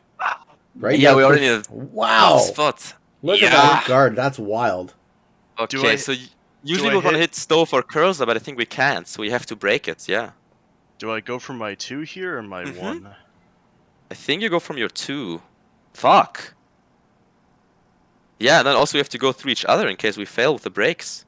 Well, you will That's fail. unfortunate. Arco will fail. So what are you putting in? Maybe can kill the 3 or shrink the 2. Yeah, that's to what a I'm 1. thinking. That's what I was thinking. I would have put on the other territory. Okay. There's Ooh. one. A slow roll attempt here or no? Yes. Not a good slow roll, but I But think you we have to do to. it. You have to.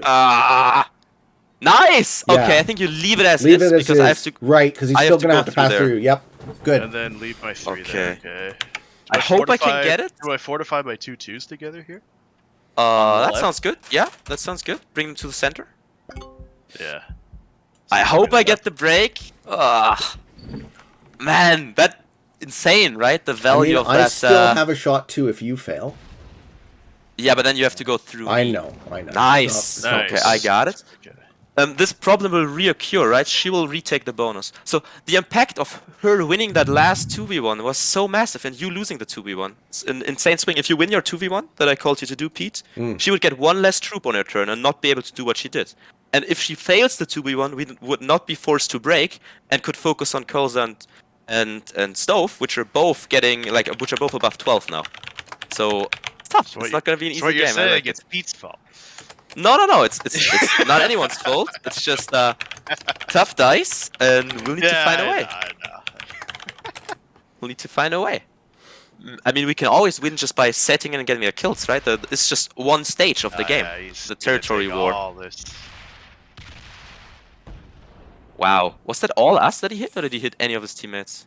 That was all us. Wow. Yikes. Yikes. Okay, so Pete's on 70%. You're exactly on 15. So I think they won't be getting it below 12. And if they don't hit you at all, that would be a big mistake and would be super good for us. If you were able to get 5 troops now. Let's see what they do. Also, we can think about removing certain players from certain areas. We can think about targeting certain players. And we need to think about bonuses. So the blizzards are sadly not as impactful, right? Like, they're kinda not doing so much. I could Alright. I could follow Spud right back down on those purple territories, and I have 2 2v1s I could roll. Oof. Oh, -1. Yeah, they do the same thing again. But they don't hit Pete. That's good. So you get 5. That's a small mistake, I would say. Okay. What do you want me to do with that 5? It's tough. So for Kitten, you would need to take 2 of Kitten to bring her down to 11 territories. But I'm a bit worried she's gonna take her bonus, and we won't have a way to break it. So do you want me to push through Curlza? Yeah. Like, yes? Go Roll, for- roll 5v3? You have a 6v3. Okay, sorry. That's like, yeah, that's Yes. a pretty great roll to take. Okay. Yeah, I think it's what we have to do. You got Yeah. it. Oof, Oh. There's that. 7%. There's that. Okay. Yeah. Yes, that 7% kind of dice. Anything else you want me to do? Do you have any 2-on-1s on Kitten? I used a 3-on-1. I got nothing else. Yeah, for a card. Fortify your 2, yeah. Yeah. Sorry, man. Tough luck. The way she goes. I jeez. mean, nothing to worry about, right? It's not a mistake you made. It's just bad luck. Oof. Yeah, I mean, maybe you could have noticed this on the very first turn, but they have such a good play for this top left. Yeah. But I mean, they're doing great. It's a super tough game. It's better than just pushing them over, right? Having a close and come like they're playing. Well, I don't think it's close. I think they've beaten us. Yeah, they're kind of smashing us. What do we do now? All right. Am I hitting purple in the middle with my 3, or do I have to try and? I mean, do if we you don't give break, up on if you don't break, we lose. Yeah. Okay. Well. I mean, you have to get come back the way you come back, right? In like with the well, hold on. Then getting higher. What do you suggest? I mean, at this point, like breaking seems pretty unlikely. I think. Okay. What do you want to do? Would be the one to break. It's like what you do here wouldn't really help. Like Okay. you would take a 1 and then you would manual 2 dice, right? So a bunch of purple in the middle then.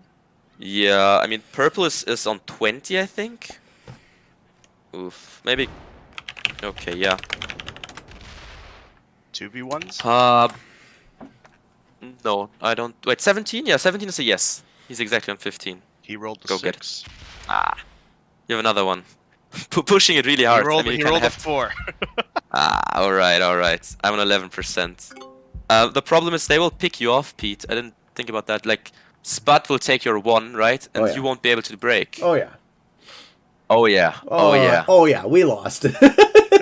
This is very doomed looking. We lost. Well, this it's game. very snowball. Like the 6v3 failing was kinda rough. Can happen. All right. Maybe we can get a bonus ourselves somewhere. Make some counterplay. Probably not, right? Okay. I just got a Yeah. few ones all over the place, man. It's Oh. not looking good. Okay, so curls us on 16. I can bring Spud down as well. Nice. I'm reducing them all to 14 right now. Okay, that's something. Look at the confidence in your 3v1s. Always take. I mean, we take those. Yeah. Ah. Yeah, he just hits me back out of here. Okay, so the way we made the comeback last time in this was we had Marin get a bonus and we targeted one of them super hard. The problem is we kind of target them evenly, and like their weakest player is gonna get the bonus, right? So we are really screwed. Okay, I guess that gets to show like a not so great part about the 3v3s, right? That when you have those very unlikely rolls, you can get lose just like that from those rolls. The 2v1s on the first turn. No, I mean especially, I mean yeah, both of them, but also like Pete's 6v3. That was the unlikely event to occur. That also, yeah. I mean, Well, it was the crucial unlikely. The crucial thing. Yeah. I mean it gets to show some flaws maybe of the mode. But we'll fight. Maybe we can survive until sets get high, and then anything can happen. You can't imply that luck is a flaw of the mode, right? When it's inherent to the game, it is what it is. Actually, in this dice rolling game, never. Yeah. Okay, they Let's didn't hear, pick let's off hear your Arco. 1. Let's hear Arco touch on that. Actually, sorry. Go for. They didn't pick off your 1. Yeah. We could try and get the godly dice if we think it's over if we don't break. Well, would it not be the correct move, or do you have a better move? Well, you have to lose like nothing on all. do like, you have a almost better move? Yeah, I think this is the. Another move is trying to kill Curlza, taking him out of the bottom. But I think go for the high variance play. So you want a manual roll here as well to push your luck really as much as you can. Nice. Okay, nice. Okay. And now we get to blitz, and now you get to blitz 2? again. Let's blitz it. And lose. Oh, There we go. Oh, No, we tried. yeah. right. Yeah. Okay, you have your cards. I do. Okay, so what can we do? Let's try and get creative. I mean, we'll get steamrolled now by Kitten. It's also especially bad that their weakest player by troop count has the bonus. But what we can try is, in case the sets get high, we could feed one another and just try and have that magic run across the entire board, which is our only out, right? To get this kind of snowball kill streak. Mm-hmm. It's unlikely, but I think we should try. Yeah. So So on my turn, I was just thinking of adding to pathology at the bottom, hitting pink and purple once, and that's it. oh, nice. She's hitting my 2 first. That's excellent play. Not too bad. Leveraging on those 6v2. Losing nothing. Alright, so I think we should target someone to kill. I think Kulza might be the best target. Yes. Okay, Okay. Pete, I think we Just, try and kill Kulza. If we can. Do I add up here Before then we go are dead. 5v2? Do I add over here, hit his ones? Where are So we take him thinking? out of corners. Okay, so the 2 in the launch pad, which is kind of tough to get to. There's 3 in the bottom. You could take him. Up here? Yeah, up there's not bad, and then you have your stack like pointing at him. Up there's decent for sure. Switch back to blitz. Then save the 2 or roll the 2v1? You can save it, I think. Yeah. Eh, I'll any- hit 2 of Kulza, so he'll go below. Yeah, keep it there, Ah. fortify it down. There's perfectly fine. I think you don't have any fortifies. Also, I think we're Alright. kind of screwed. You're kind of dying. I well, know. it's unfortunate. Too I've bad. ex- Ah. I've accepted that. Unfortunate stuff. All the manuals we're trying are not working out. Oh, try another one. Yeah.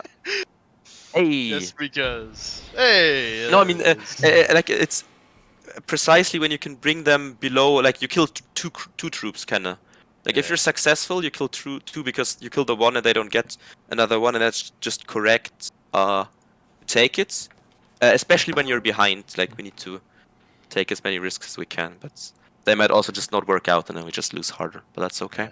I don't have It's it just- set on 3, by the way. It's just very unfortunate our 6v3 failed, so we can't have a balanced game. That's alright. Yeah, No, you as Alright, soon as- Pete, as maybe soon we as the can- balance is struck, that's over, right? In 3v3 Yeah, is fine? I think the sets... Yeah, the sets won't be high enough, quick enough. Like, this was a bit too fast. Mhm. Hey, there's a Out of 3v1 balance. win. Mm-hmm. Need more of those. Okay, but we're kind of picking off Kulza from multiple positions. So both Pete and me are lined up to kill him in the bottom right. And then we have him in the middle base, kind of far away. The one in the... You have access to The it in the middle more than I. Or Mhm. actually, we're the same distance. Okay. Yeah, and then the 2 I see in Gateway is kind of tough. But what we kind of need to do is kill Kulza for his cards and kind of regain tempo by taking all his cards. But I suspect they will kill us before we can kill Kulza. That's more likely, but we should still try. Yeah. Okay. Jeez. Where do you want me, bud? Think you can roll the 5 on 2? Which We two? need to...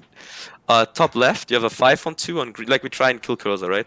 So the 5 on 2, kill the 1 and then fortify if it works. Nice. Fortify where? Like to your 1 and get in the gateway. So you're kind of Out. closer to Fortify the 2. out. Fortify out, yeah, exactly. You got it. Getting 10 troops! Oh, man.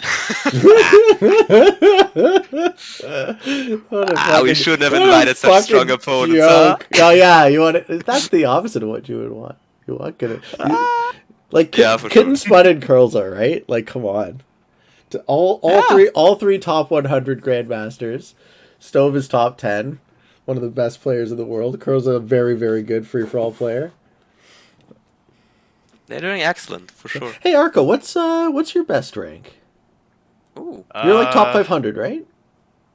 Yeah, I got Nice. to top 400 shortly after the reset, and then Nice! I haven't played since. Look at this. Yeah, look at this. I think it's over, Oh my guys. god. No, she's hitting Kulza, which is what we want. Like, she's taking another bonus, which is a problem. But she All right. Yeah, Well, that's a I'm not able to break it.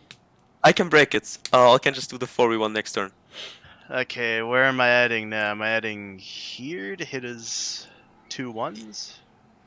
Yeah, actually, make your 2 or 3 maybe, and carbon samples, because all of those territories in the gateway are kind of splits, right? It's a bit nasty. It's a good spot to survive. We're trusting 2 3-on-1s here? Yeah, we trust it. We gotta. We have to. Jeez.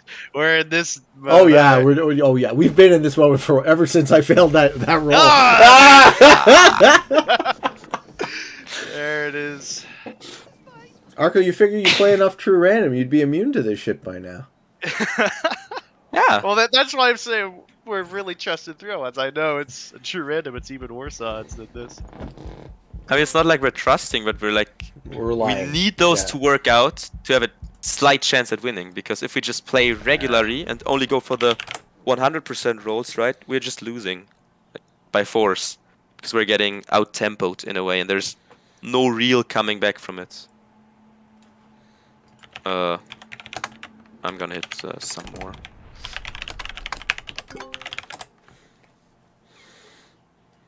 Well, I guess the map I picked is very snowbally. I could have picked a different map, which is more stable in a way, like a smaller map. Or I don't have a set on 4, by the way. That's not what we wanted to hear there, Arco. Yeah. As he wipes me out from there completely. Yeah. Well, he set it in early. That's kind of nice. All our bigger. Wow, all of them kind of. Can they kill? Well, and the soul leaves the body. I think this is okay. Honestly, Koza cannot kill Arco, right? So, well, he's also not feeding him. Would be great if he would feed Arco, so Pete could kill Arco and get the double set.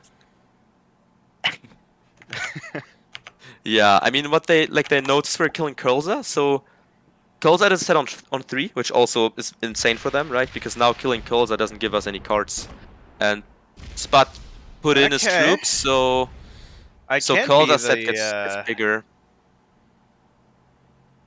I guess I am sacrificing myself now, right? I take a 5th card and give it to.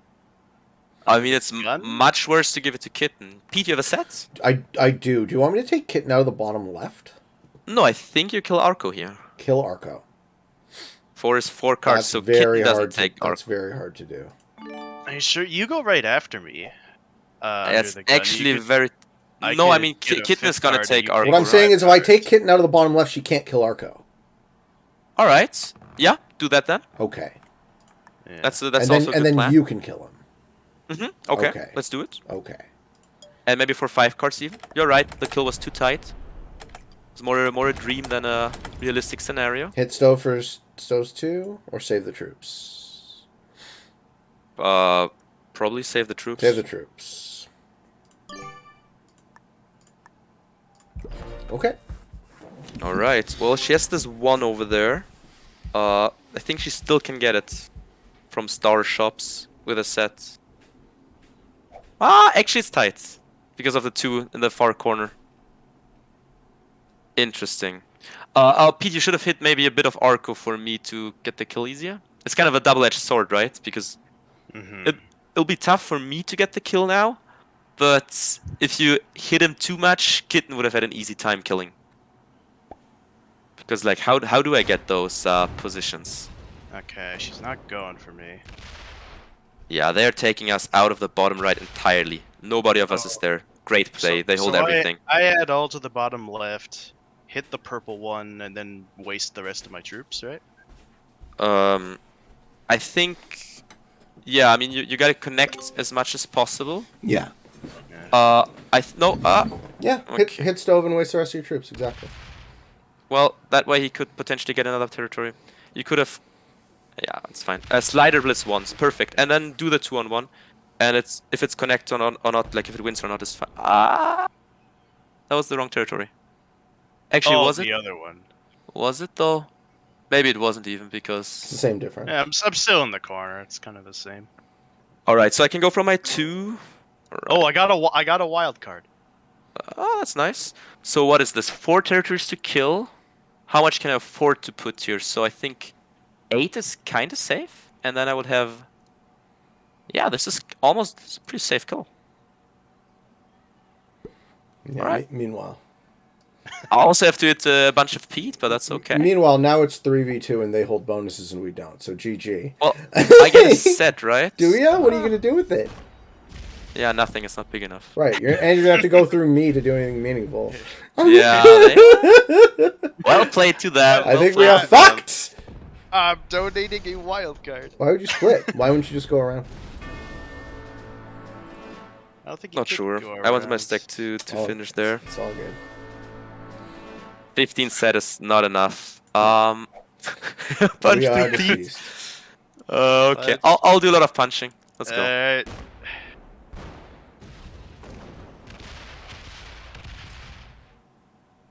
I can't really get anywhere. You can break the top left bonus, I guess. Okay, let's. Oh, you need to. Yeah, you need to break both. No, Kitna's I already guess strong. It's more important to break prioritize- Stove Yeah. because we can prioritize kill it. him potentially. Oh yeah? In what universe? I mean, Trying to be optimistic here. okay. Sets are up, right? 20 sets. I do not have a set on 4. Okay. Oh no? Oh wait! Oh, you had to use my wild card? Yes, I was forced. Unreal. Ah! Ah! I did one good thing before I died, and it's gone already. Maybe it's okay because if I set in and kill them for 2, that also doesn't win. So what's the winning? I mean, oh, okay, okay. Alright. I mean, we're fighting. Honestly, There's a TR result for you. Oh, like baby. sets are kind of high. If I'm on 5 cards, I can kill. Ah, wait, he's 0 carded. Smart. Fuck. Fuck. Stop He it. unintentionally zero carded. Unintentionally, he was kind of forced. Yeah. Because none of them have Involuntary sets. card skip. Maybe we can feed Pete to me. Yeah, I think you take yes. No, I think you take me. I think you Yeah. take me so that they don't. You So get- what I'm gonna do under the gun is I'm gonna hit my 2 into Stove's 1. I'm gonna add on my 3. I'm gonna hit his other 1, and then if there's anything left, I'll go down into Curlza. Maybe Kulza picks you off in Gateway CB. Nice, thank you. He's Nice, helping. perfect. Okay, so my Make it- 5 is already make it pointed a- at your 1 and 3. My 3 is already pointed at your 1. Right? Are you fine with that plan? Yeah, you can make it a straight oh line. yeah, just no, you don't need to make it a straight line. Just go there and hit the green 5. Hit Kulza. Oh my! There's a true random result too. Move I my wanna 3. do too Move my well. 3 out, obviously. I move it as close as possible to my 5. Okay. Next to the 5. You got it. Gives the best. Yeah, makes more sense. Yep, thank you. Yeah, we. Kitten kills you now. Plus 18 is a bit much. Maybe she doesn't see it. We gotta pray for that. She sees it. Okay, but she comes from the wrong angle. Yeah, she maybe. comes from the wrong angle, but she sees it, and I die. GG. Yeah, she gets the set and you have 3 cards. Oh, there's a chance. Okay, nice. There's a chance Close. if she loses a bunch here. Oh! Hey, there Yeah, it she is! feeds it! Alright guys, let's go. Let's go under the gun. Let's see Under the gun in the magic. 3v1 late There's, game. there's the -5 TR. Let's see some god dice from under Okay, the I gun. killed Kulza, I killed Pete, and I killed Kulza, right? That's the Kulza's kinda guarded. There's no way to Okay. Uh, Okay. Okay. Okay. We can make some Make go some start from here. make some magic, baby. Let's do it. Yeah. 1, 2, 3, 4, 5. Okay. Make it a 9. Okay. Let's make some magic. Killing both of my teammates. Great magic. It was- Great trick. It was meant to be, sir. Yeah. Happy to support the team. Alright. I won't have enough for Kulza because of all the splits. No. Can you kill Stove or almost kill Stove? No, I can break them everywhere though. Yeah, you might have to do that. Because you'll have 5 cards after your turn, right? Can I break them everywhere? Oof. Oof. Maybe. Alright, turn's half up. Got a motor. Yeah.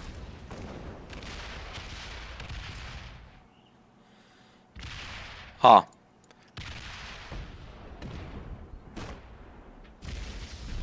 Yeah, this is tight. Ooh. Oh! Get it. One time. Get it. Yes! Hey! Okay, I'm on 5 cards. Yeah. Suddenly, this is doable. I mean, Lost a 3-on-1. Okay. It's still negligible, but No. he's Hold on. very No. strong. If they don't kill him here, he trades in. I think they cannot kill me. Okay, if Kitten does not have a set, Yeah. and Curlza takes a card, I think we win. So Curlza should not take a card because he's on 2 cards right now. And Curlza goes it'll to chain 3. you. It'll chain you, right? Exactly. Yeah. If he goes to Yeah. 3, It's correct for him to not take, right? take a card. How poetic. We were talking about this at the start. And this is the outcome. The situation might happen. Oh my god! Come on. Imagine us winning here. That would make for a good show. Yeah! There's a card! Okay. And he's almost lined up Let's because I took one on the go! Under the gun! Oh, Hell baby. Oh, watch Kitten have a Okay. fucking set on 3, though. bottom. She won't be able to kill me with it. I That's don't not think. the first time I've seen her back us with a set of 3. Sets are super high. Come on. Nice. No set! Nice.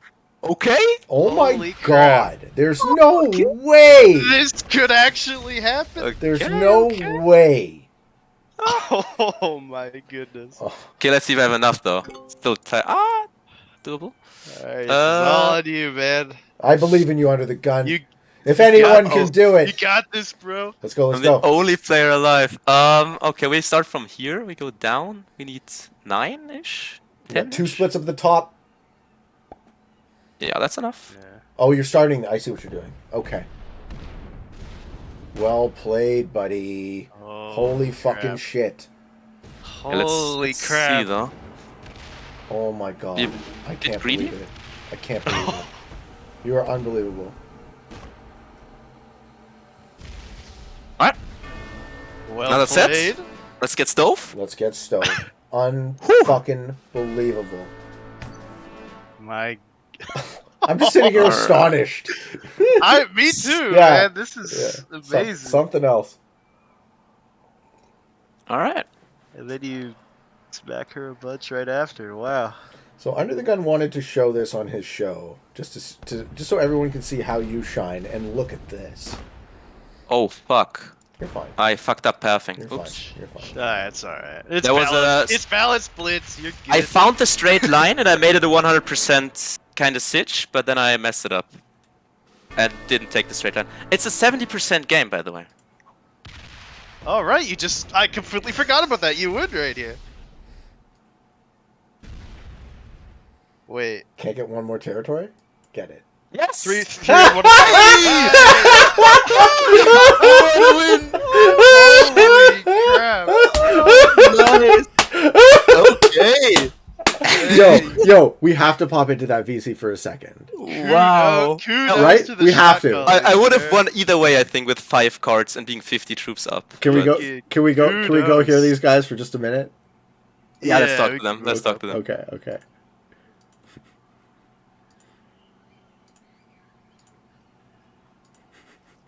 What's going on?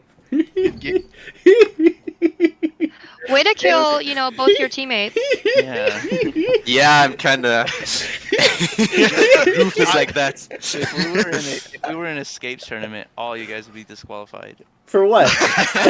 Throwing them under the bus, just killing my teammates. Oh, it's Literally. it's way more interesting killing your teammates than not being able to kill your teammates. Yeah. I think you made one key mistake and was called at taking a card. Yeah. Right when he was Yeah. on 2 cards. If you zero card there, if I match it on 5 and I kill you, I don't get another match in, and then you guys just Yeah, win. I think you're right. I think you're right. And that's the beauty of 3v3s, right? Like, you had the lead the entire game, you hold the continent, we failed at 6 on 3, you dominated territories, everything was looking like we had no hope. Game was looking like it was over. Yeah, we it was like like this is somehow- 3v1. Oh, Somehow we found a way.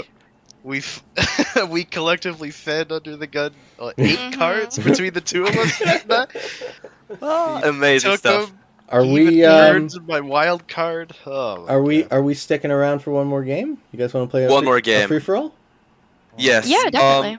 Yeah, You guys can choose the settings if you want. Yeah, I'll be right back. Somebody Take a small somebody host for me, please. I'm going to go back into the podcast VC with Under the Gun, but that was a very, Oh, very God. spicy Yeah, 3-3 definitely. game. Yeah, well, that's it. I can't JJ's believe we nice. won that. I know. Holy We didn't crap. deserve it. So you guys want to do a prog Kudos caps to game? our Is that what you shot said, Pete? Say again? You want to do a progs caps In game? your fucking dreams. No, I actually do have to work today. So Okay. I'm down I to got, play I got a good prog game I can say. Thank you. Thank you, sir. How are you doing, Kroza? There you go. Right. Sound a little, Red sound a little sleepy. Yeah, well, I've been up for 22 hours, That's too many hours. Wow. and I need to be up for another probably 4 so I can get some sleep and start night shift. Ah, So loving it, boys. loving life. Loving life. All right. I'm back. Okay, we will see you all after the game. GG. Alright, good luck. Yeah. Good luck. Cheers.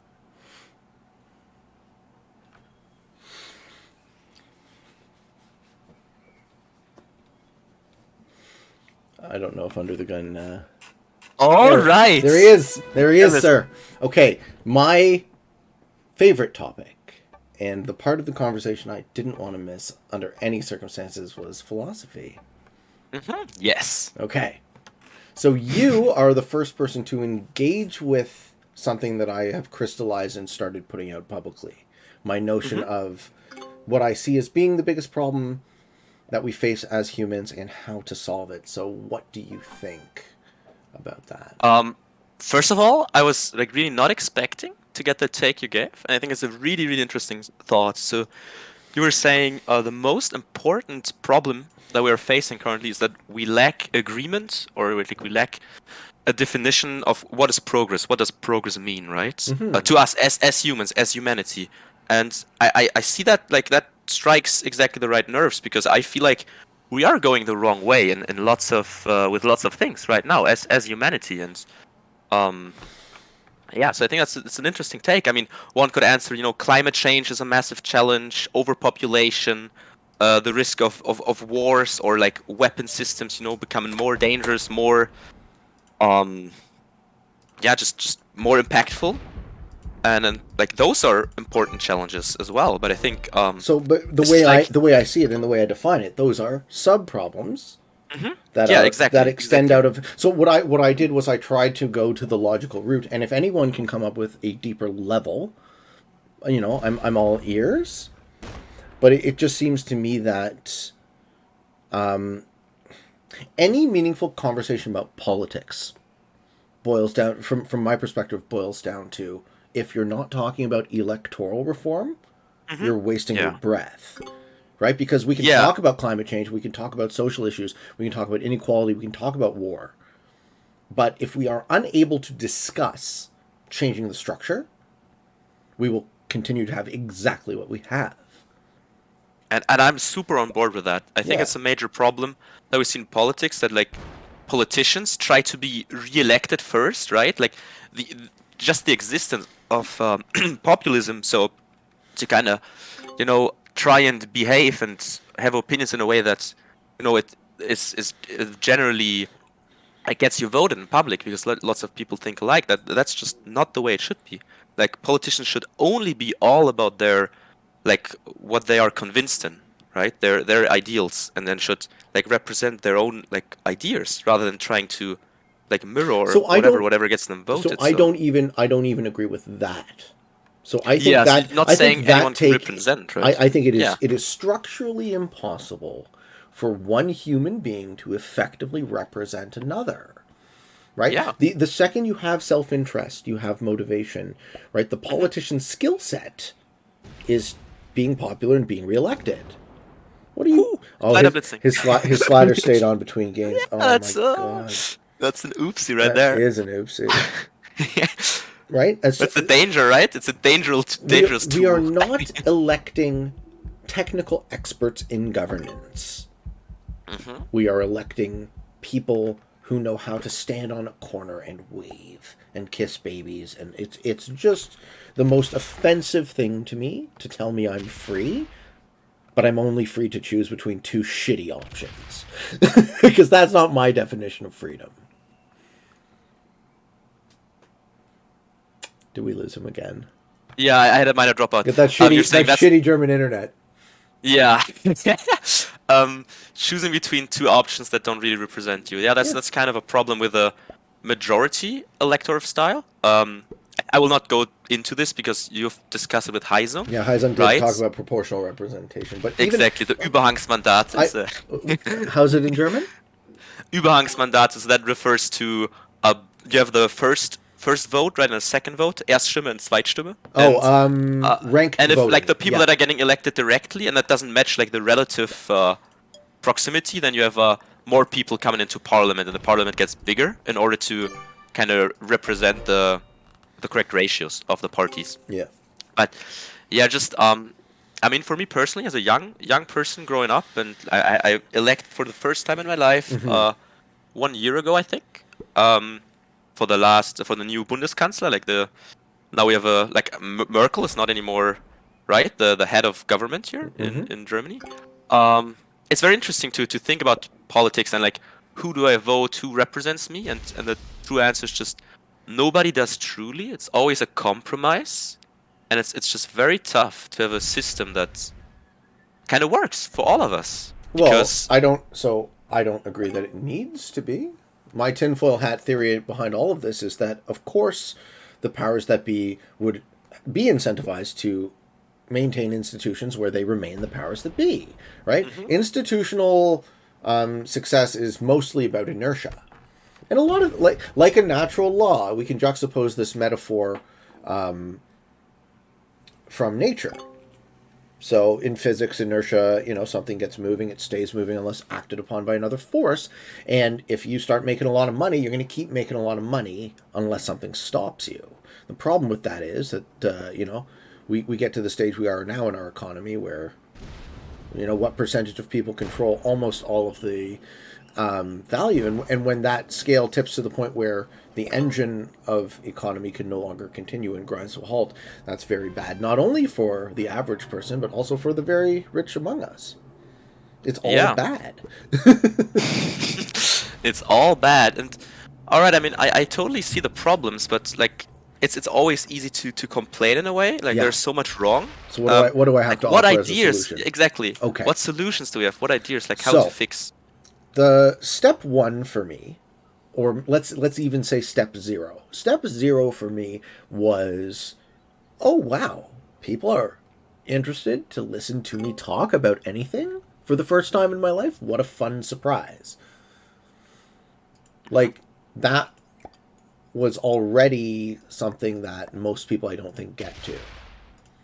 Most people don't get to a stage where their creative output is received by an audience as valuable. So now that I have reached this and I have a voice of some kind and I'm talking to you about this, part of my idea long term, you can see you're currently in a server that has, a bunch of really smart people in it. Yeah.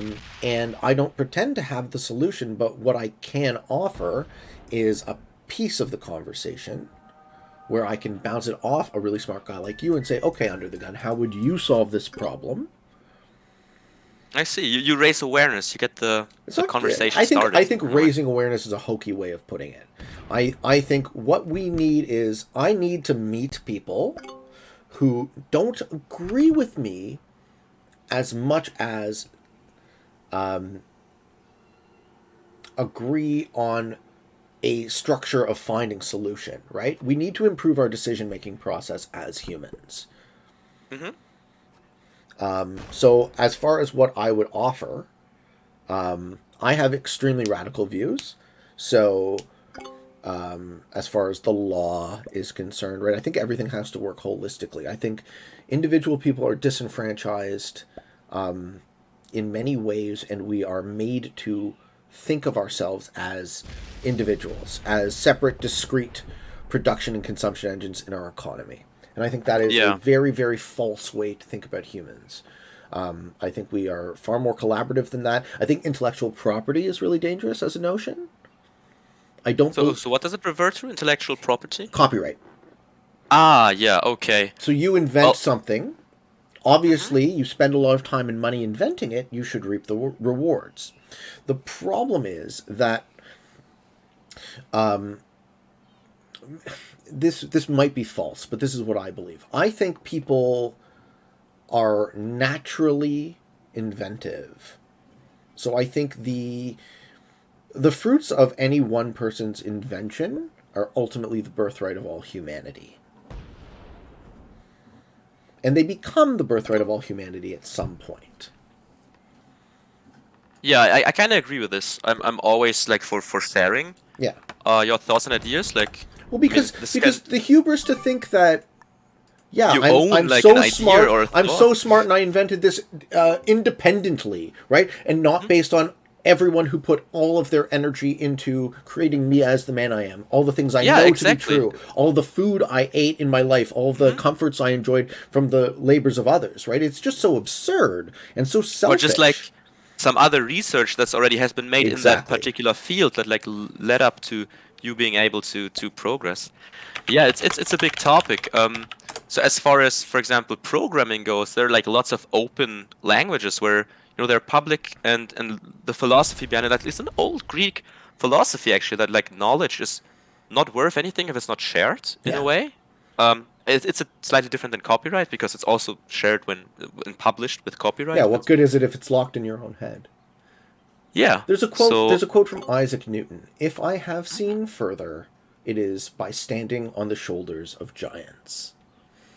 And I love that. Like, I am only able to know what I know because of all of this work, and it's such a blessing to be alive at this time.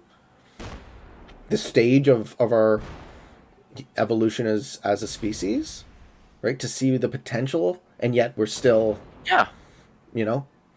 we're at a very interesting point of time. I mean, probably maybe that's a bias. Probably, That could be- probably every point is an interesting point in time. that could Oh, be yeah. a bias. I think every Absolutely. generation would think of their current position as being a very interesting point of time because they can only look back and see that, okay, now new stuff is happening, right? We're making progress somewhat. I mean, that's not the case for medieval era or so on, because the Romans were way more advanced. But yeah, I think like maybe we're wrong about it, but it's definitely a new age, like information age, right? We were like having our phones, right? Those smartphones and how they impact and change the world.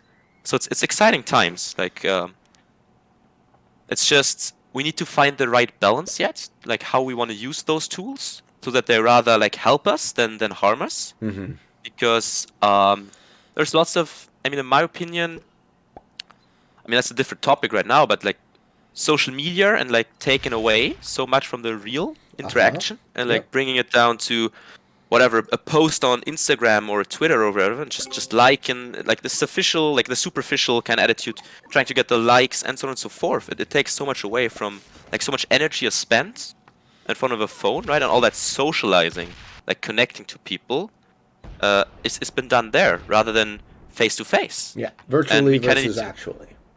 Yeah, and we kind of need to balance that out. So from my point of view, it's like we're on the baby steps of this kind of progress. So we've just recently discovered, the technologies of the internet, of smartphones, of being able to type something on a small computer, small device, and communicate with any human being on the world in a couple seconds. That's just crazy. But we just need to find out how to use it in a healthy and balanced way. Well, which is the joke, right? Like, the direction I see our technology evolve does not keep pace with the direction I see our philosophy and our culture evolve, right? We have become car mechanics of everything, right? So you look under the hood of a human being, decode the genome, break down how you feel psychologically into further and further more defined definitions of disorder, right? Yeah. And that's one way of looking at it. But the ancient traditions that have a holistic perspective on health have been the ones that have led me to being a person who I consider in exemplary health, generally happier happy and happier than I've ever been. And someone I like. I actually like myself now. That's good to hear. I mean, chasing money and working too hard and taking drinking almost every day, right? Consuming a depressant because I'm trying to numb myself. Yeah, trying to find your place in the world and also like regain that like self-love, self-confidence, like caring about yourself in a way. Yeah. I mean, depression is a very, very serious topic, and I've had way more to do in my life with it than I would have liked to. Are you comfortable talking about that? Not so much. Okay. We don't have to linger there. I mean, yeah. Friends of mine have faced it. My sister has been suffering from it. I have had my own very, very grey days. So I think it's important. That's a very neutral way of putting it. Grey is also leads to people having more and more of those like feeling that something's wrong, something's not right, and feeling down, feeling depressed. I think that all. I mean, it's not a coincidence that like all those numbers are going up. I mean, so if you look at pandemics, have you read what's the book? Have you read or heard of *Sapiens* by Yuval Noah Harari? I have not. Okay, so he's a historian. That was another topic. Favorite books. This is my book recommendation for you from the show. Mm-hmm. Read *Sapiens* or listen to it or however you consume. He's an Israeli historian. Brilliant book. He does a historical summary of our species from the beginning of humanity. And then he puts... The brilliance of the book is not necessarily the facts that you learn, but more the coherence of the story. He's able to succinctly go over the history of our species in a single book. And then the idea, why it was apropos to this conversation, the idea from his second book, where he digs into the future, is that this current way of looking at people, I wouldn't go there. Why? You're going to kill me? Not you, but I want to hold that bonus as well.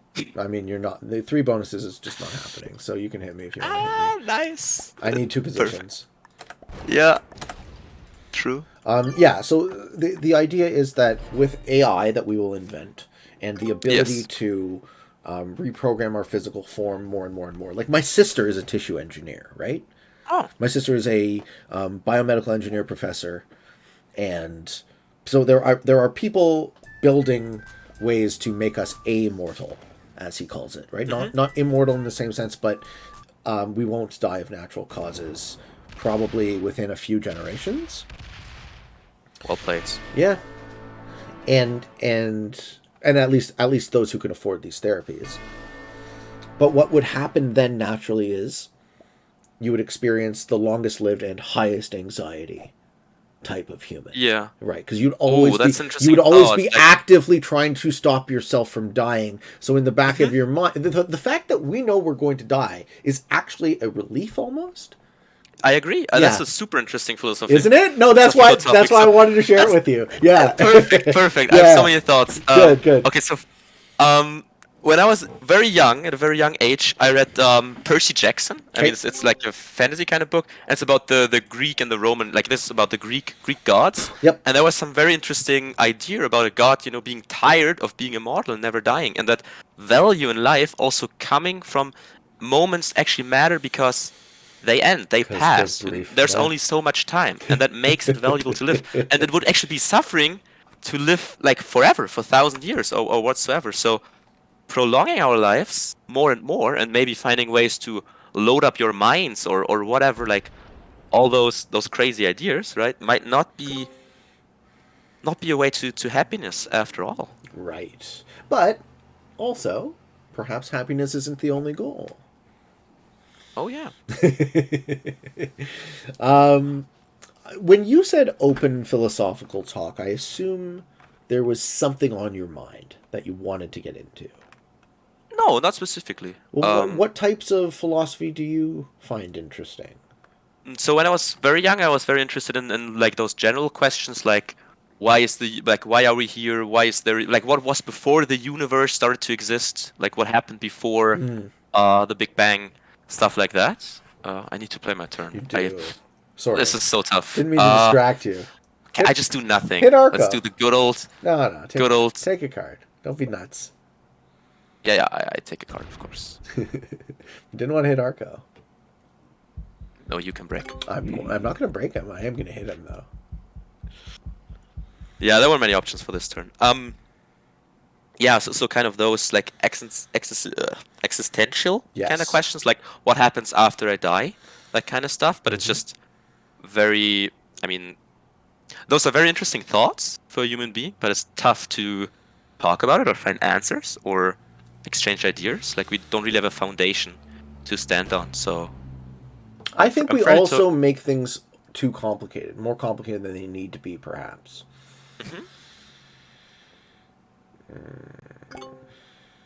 What would you do here if you were me? Do you have a set? I do. I would kill stove. Well, it's dangerous because then you also end up on 4 cards. Exactly. And you're a good kill. Exactly. Yeah, you're not strong enough to set in and kill. Tell me if you like my move. Making it hard to be killed and not setting in? That's the riskier way of playing. It gives you a better shot at winning, but a worse shot at placing high. I don't know. I kind of think you die if you don't set in, but yeah, we'll see. I like the. It's gonna be tough to kill me. I like the balls, you know. I like the. Yeah. Important skill and risk. Actually, I definitely had a set. I could have taken the 20. I chose not to. I think I don't die, and I think I get a much bigger set. But yeah, let's see if I'm wrong. Wait, why is there a 25 there? Because Kitten is overkilling Arco. No, that's not gonna fly. What? She's just guarding the kill. She's making sure. Oh yeah. She has a very strong guard. So when Arco gets a 4th card, only her. But if that's the move, then you break the bonus. Yeah. Well, then Arco might. Yeah, retaliate. Use his deck to retaliate, and because his game is kind of over. That's fair. Except he has a set here. Or we're kind of losing track of the philosophical discussion. I mean, it's great for me to have one good game on my nemesis kind of map, right? Nemesis? The semi-final loss. Yeah, I've found very little success on this map. Oh, it's kind of fun to play it as a last map. I love this. Yeah, I know. You are great on this map, and I was dealt a very good position this time around. So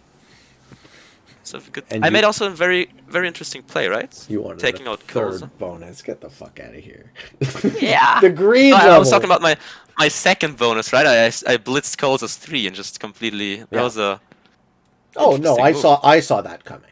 That was correct. From You kind of know how I play, right? No, now. I think that was the right move, and you made it. Did he just 0 cards? Yeah, he did. Wow. He sure did. He Wow, knows he's the fish. Yeah. My stacks are kind of locked. Maybe I should open my stacks more. Yeah, my stacks should not be locked. That's not good play here. Those stacks are also locked. Do I feed the Pete? No, you're just gonna match in. What do you do with your match in? Yes. Not much.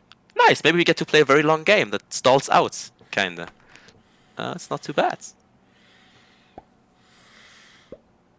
There's a lot of thinking there under the gun. Yeah, that's my style. I really take my time.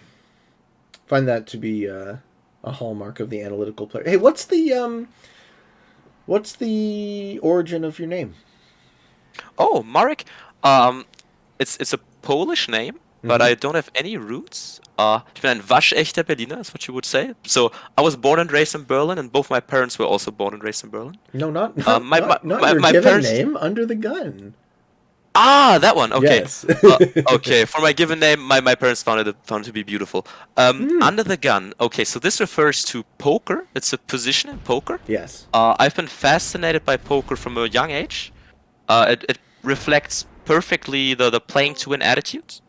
Oh, that's a topic we didn't touch at all. Maybe I'll give some thoughts on it later, For sure. or like soon. And it's like the most difficult, most interesting position in poker because you're the very first to act. And you have no information whatsoever. So there's the poker reference, but it kind of works well for being younger, and gun is kind of interesting or cool and edgy, and also nice kill. Thank you. Yeah, I kind of saw that coming. Maybe I should have guarded. And also, it also needs to be under pressure. and I feel like that's kind of a mindset for me, because to be quite honest, like the way, like how gifted, etc. I am, how much talent I have, there's some expectation, to do something with it, and that kind of puts some pressure. So Oh, absolutely. In yeah. a good way and a bad way. Exactly, both. The amount of pressure, right? If it's just there's OI stress and distress, like stress that gets you going, and also there's like stress that is too much for you to handle. So Right, it kind of and it can be a very delicate balance. Okay, let me touch on the playing to win topic. Please, So this is a book of yours that you recommend. this is a book that I recommend. Okay. Not for everyone. What's the but author? for people that think alike. It's David Sirlin. How do you spell it? He himself was a competitor, like he's not a known author. David He was Sirlin. Sirlin. Yes. Okay. Sirlin. Yeah. Exactly. So he played Street Fighter, like those fighting games. Why would games. Kitten do that? I'm not sure. What the fuck was that? So he would play. That was not playing to win, I guess. No, it was not. So he would play Street Fighter games, but he had very, very brilliant take on the whole concept of playing to win and like popularizing that kind of concept, because it's a brilliant book. It's not for everyone, but if this connects with you in any way, I highly recommend you to read the introduction to the book. You know what? For free. I'll download it on my Audible and I can listen to it when I work. Ooh. So it's for free, actually, online on a website. You could also just support the cause, buy it, I think, for 10 euros. Okay. And yeah, let me get to what it's all about. So, playing to win is a widely misunderstood concept. Like, lots of people play quote unquote for fun and just casually hanging out, having a good time. But the main point here is that there's more fun that can be had by playing to win and competing for many reasons. So pretty much, whatever, like no matter what you do in life, there's like no real metrics to measure if you're doing well, if you're doing bad. It's highly subjective, and it pretty much says more about you being an optimist or a pessimist by judging how you're doing in life rather than how good you actually are. And in games we have some rules. They're objective. We can actually say, I have won this game, you've lost this game. My ideas, seem to be closer to the truth. I seem to know what I'm doing a bit better. Okay, let me kill you, Pete. I don't think you can get through her 38. No, I don't need to. What do you mean? How do you get me in the top? You don't get me in the top. Yeah, you can't kill me. You can't kill me, dude. Nice try, though.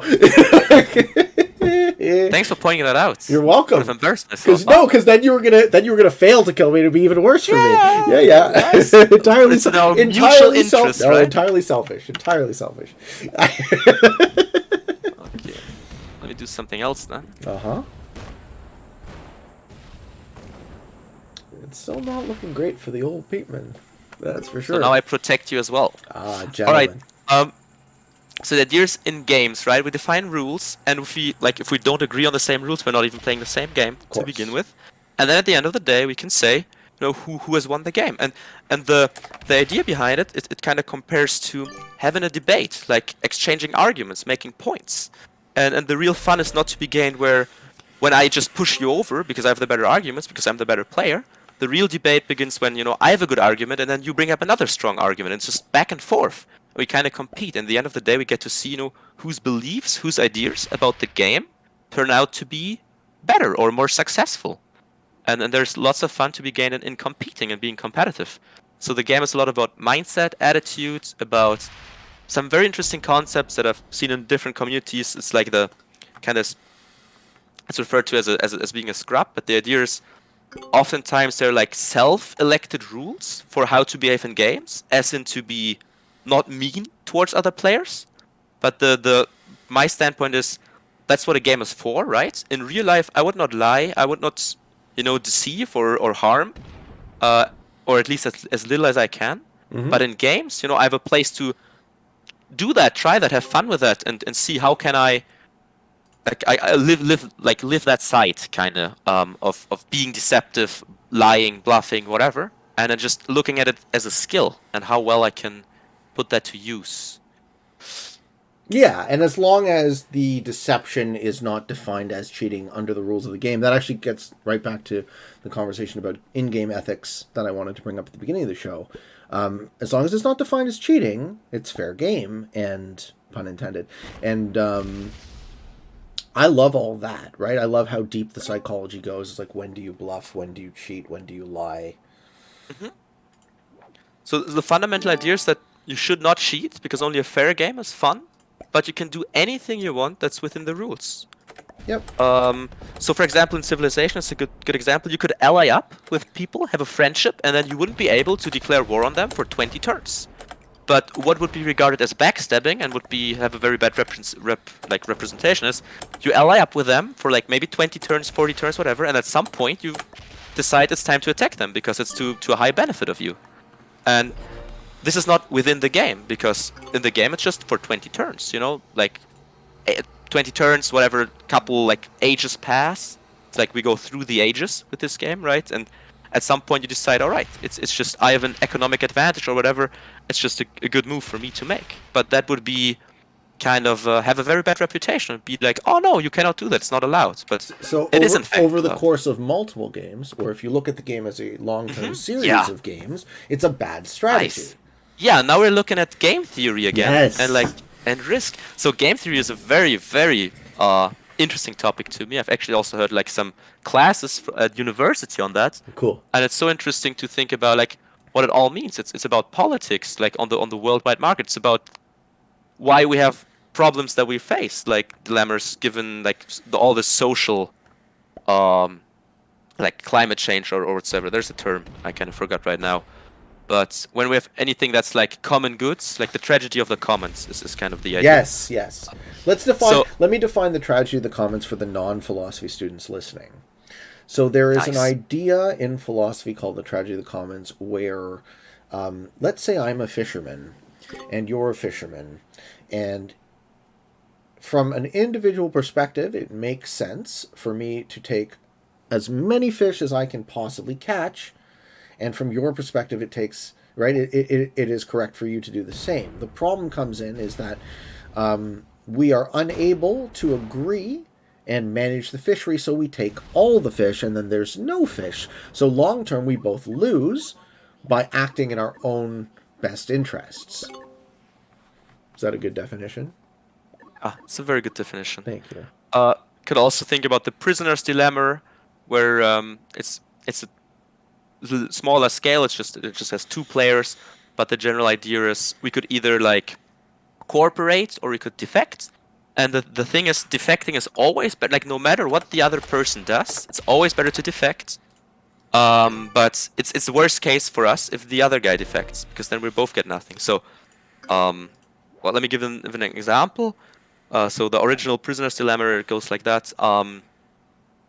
You and your... Oh my god. I think you die. What? I think you die. Fuck! Fuck! Well played. Wow, I didn't see that coming. I was thinking I had that game in the back. I was thinking I match in, I kill the Peatman. No, sir. You got the claws. You got the claws. Yep. Set on 3. I didn't have a set on 3. Wow. Ooh wee. Did you watch Rick and Morty? Oh yeah, definitely. Oh yeah, great show. Buddy,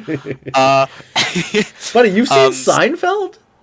Yeah, I've seen all. Like I'm 20 years old, right? Well, 20 years old. I wouldn't have expected a 20-year-old German to necessarily know Seinfeld. Like I'm old. I also enjoy 80s music. Good friend of mine really enjoys 80s. So your taste of music kinda, I enjoy that. I like a variety of music, but yeah, 80s definitely tickles. It's just a mood, right? It's a happy. Yeah. Arco's gonna kill Kitten and fucking get 5 cards. Yeah, I mean I don't know what Kitten did. She wait.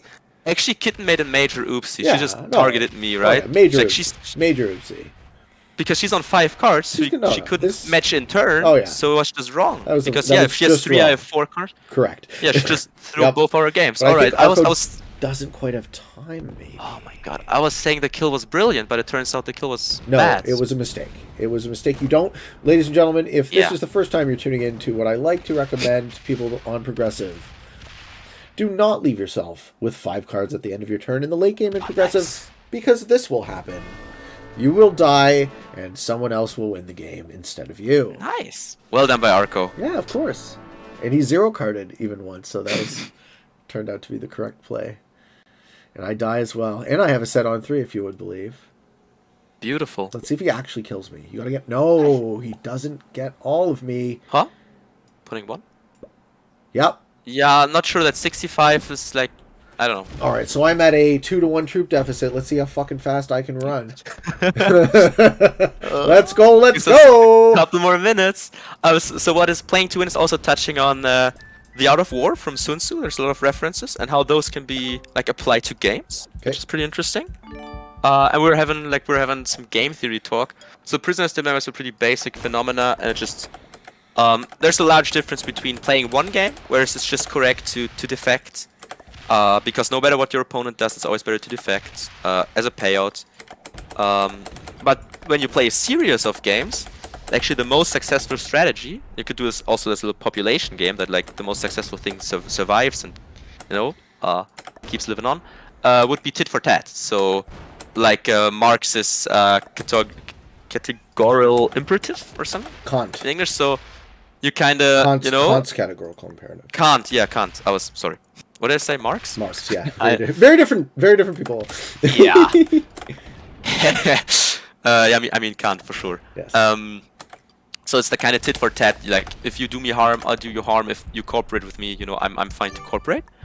And yeah, that's like the major difference between like repeatedly playing the same game with the same people, as far as backstabbing goes in Civilization or in Risk, the like good neighbor theory of Fufu, or yes, sir. like Fufu especially, like punishing, right, to incentivize for the future to not do a certain thing.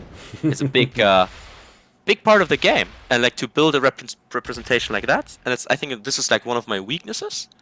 I think that maybe that's why I also only stick for a short time in communities, because I play for the game, and then not necessarily for the super long run. And at some point, yeah, maybe I don't get the same benefits that somebody with your reputation would potentially have. Yeah, but I suppose all that is just a redefinition of what, quote, the game is for you. True. Yeah, and I look at it mostly as like a singular event and not a like each game on its own, but it makes a lot of sense. Like we're the same, whatever, 50 people-ish, 100 people, maybe more, I'm not sure, that get to play over and over, right, in those tournaments and play with friends games and whatever. So it makes a lot of sense to view the game as a much longer, like, repeated kind of game. I have always thought of Risk as a much more interesting psychology game. That's why I'm a free-for-all guy, rather than... So the 1v1 is a logic puzzle, and then the free-for-all game is a... is 6 logic puzzles stacked against each other, where the player matters way more, assuming that player is going to play correct versus incorrect versus, let's assume that I play correct and you, what the Yomi layer again, let's assume that I'm going to play and you know what I know and I know what you know. Are we like, given that, how are you going to act? Can I successfully predict you? I love all this shit. Can I get to know you? Can we be friends? Can I get to a place where where I'm happy to lose to you and you're happy to lose to me? All of that. I love all of that. I think there's one very funny thing about it. Like, if people lose, they tend like, this is kind of a meme, but to say like I only lost because you played irrational. Like I could say that towards Kitten, and I totally disagree with that statement. I think it's always up to you to try and like predict how players would act, and people are not rational. No, like people are quite the opposite of rational. So yeah, you can factor that in. Wow, he card blocks you. Good game, Marco. Very good game. Excellent job. All right. Except for what Kitten did to me, man. Except for, well, she fucked me over earlier in the game as well, as you might recall. Yeah. Is there anything that you want to say before we end? Anything you'd like to ask the audience or promote? Oh, yeah. Yeah, I would like to ask the audience to spam some hearts in the comment section, just to express some love towards what Pete is doing, what impact he has on the community, and overall, like, what great community we've built together, and how healthy and friendly it is compared to most other gaming communities. And are building. Are actively building. Thank you for the show, bro, man. Like, really appreciate the conversation. You're brilliant. I loved it. I'm sure everyone else will love it too. Yeah, thanks for having me. I had so much fun. I'm particularly happy with the 3v3. That was so Yeah, good. you should I was be. I was a bit, a bit down when it didn't go our way, and like to come back like that really shows the beauty of the game in a way, and that's a big part for me, right? The beauty of a game, what can be done in this game, what can be achieved, like how complex is it, how high, like what options do we have, what's interesting. So that's why I love card skipping. I love all those, uncommon ideas. Yeah, so it was a great show. I had a blast, had a great time, and I'm so honored to be in one of your episodes, and I hope everybody enjoyed it. Well, I hope you stick around and maybe come back from time to time when you've moved on to whatever you move on to. And Yeah.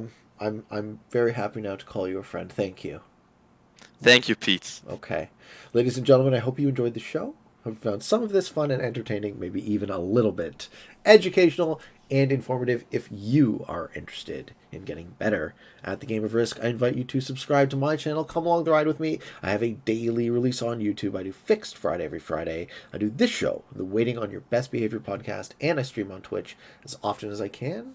Until next time, good games and good luck.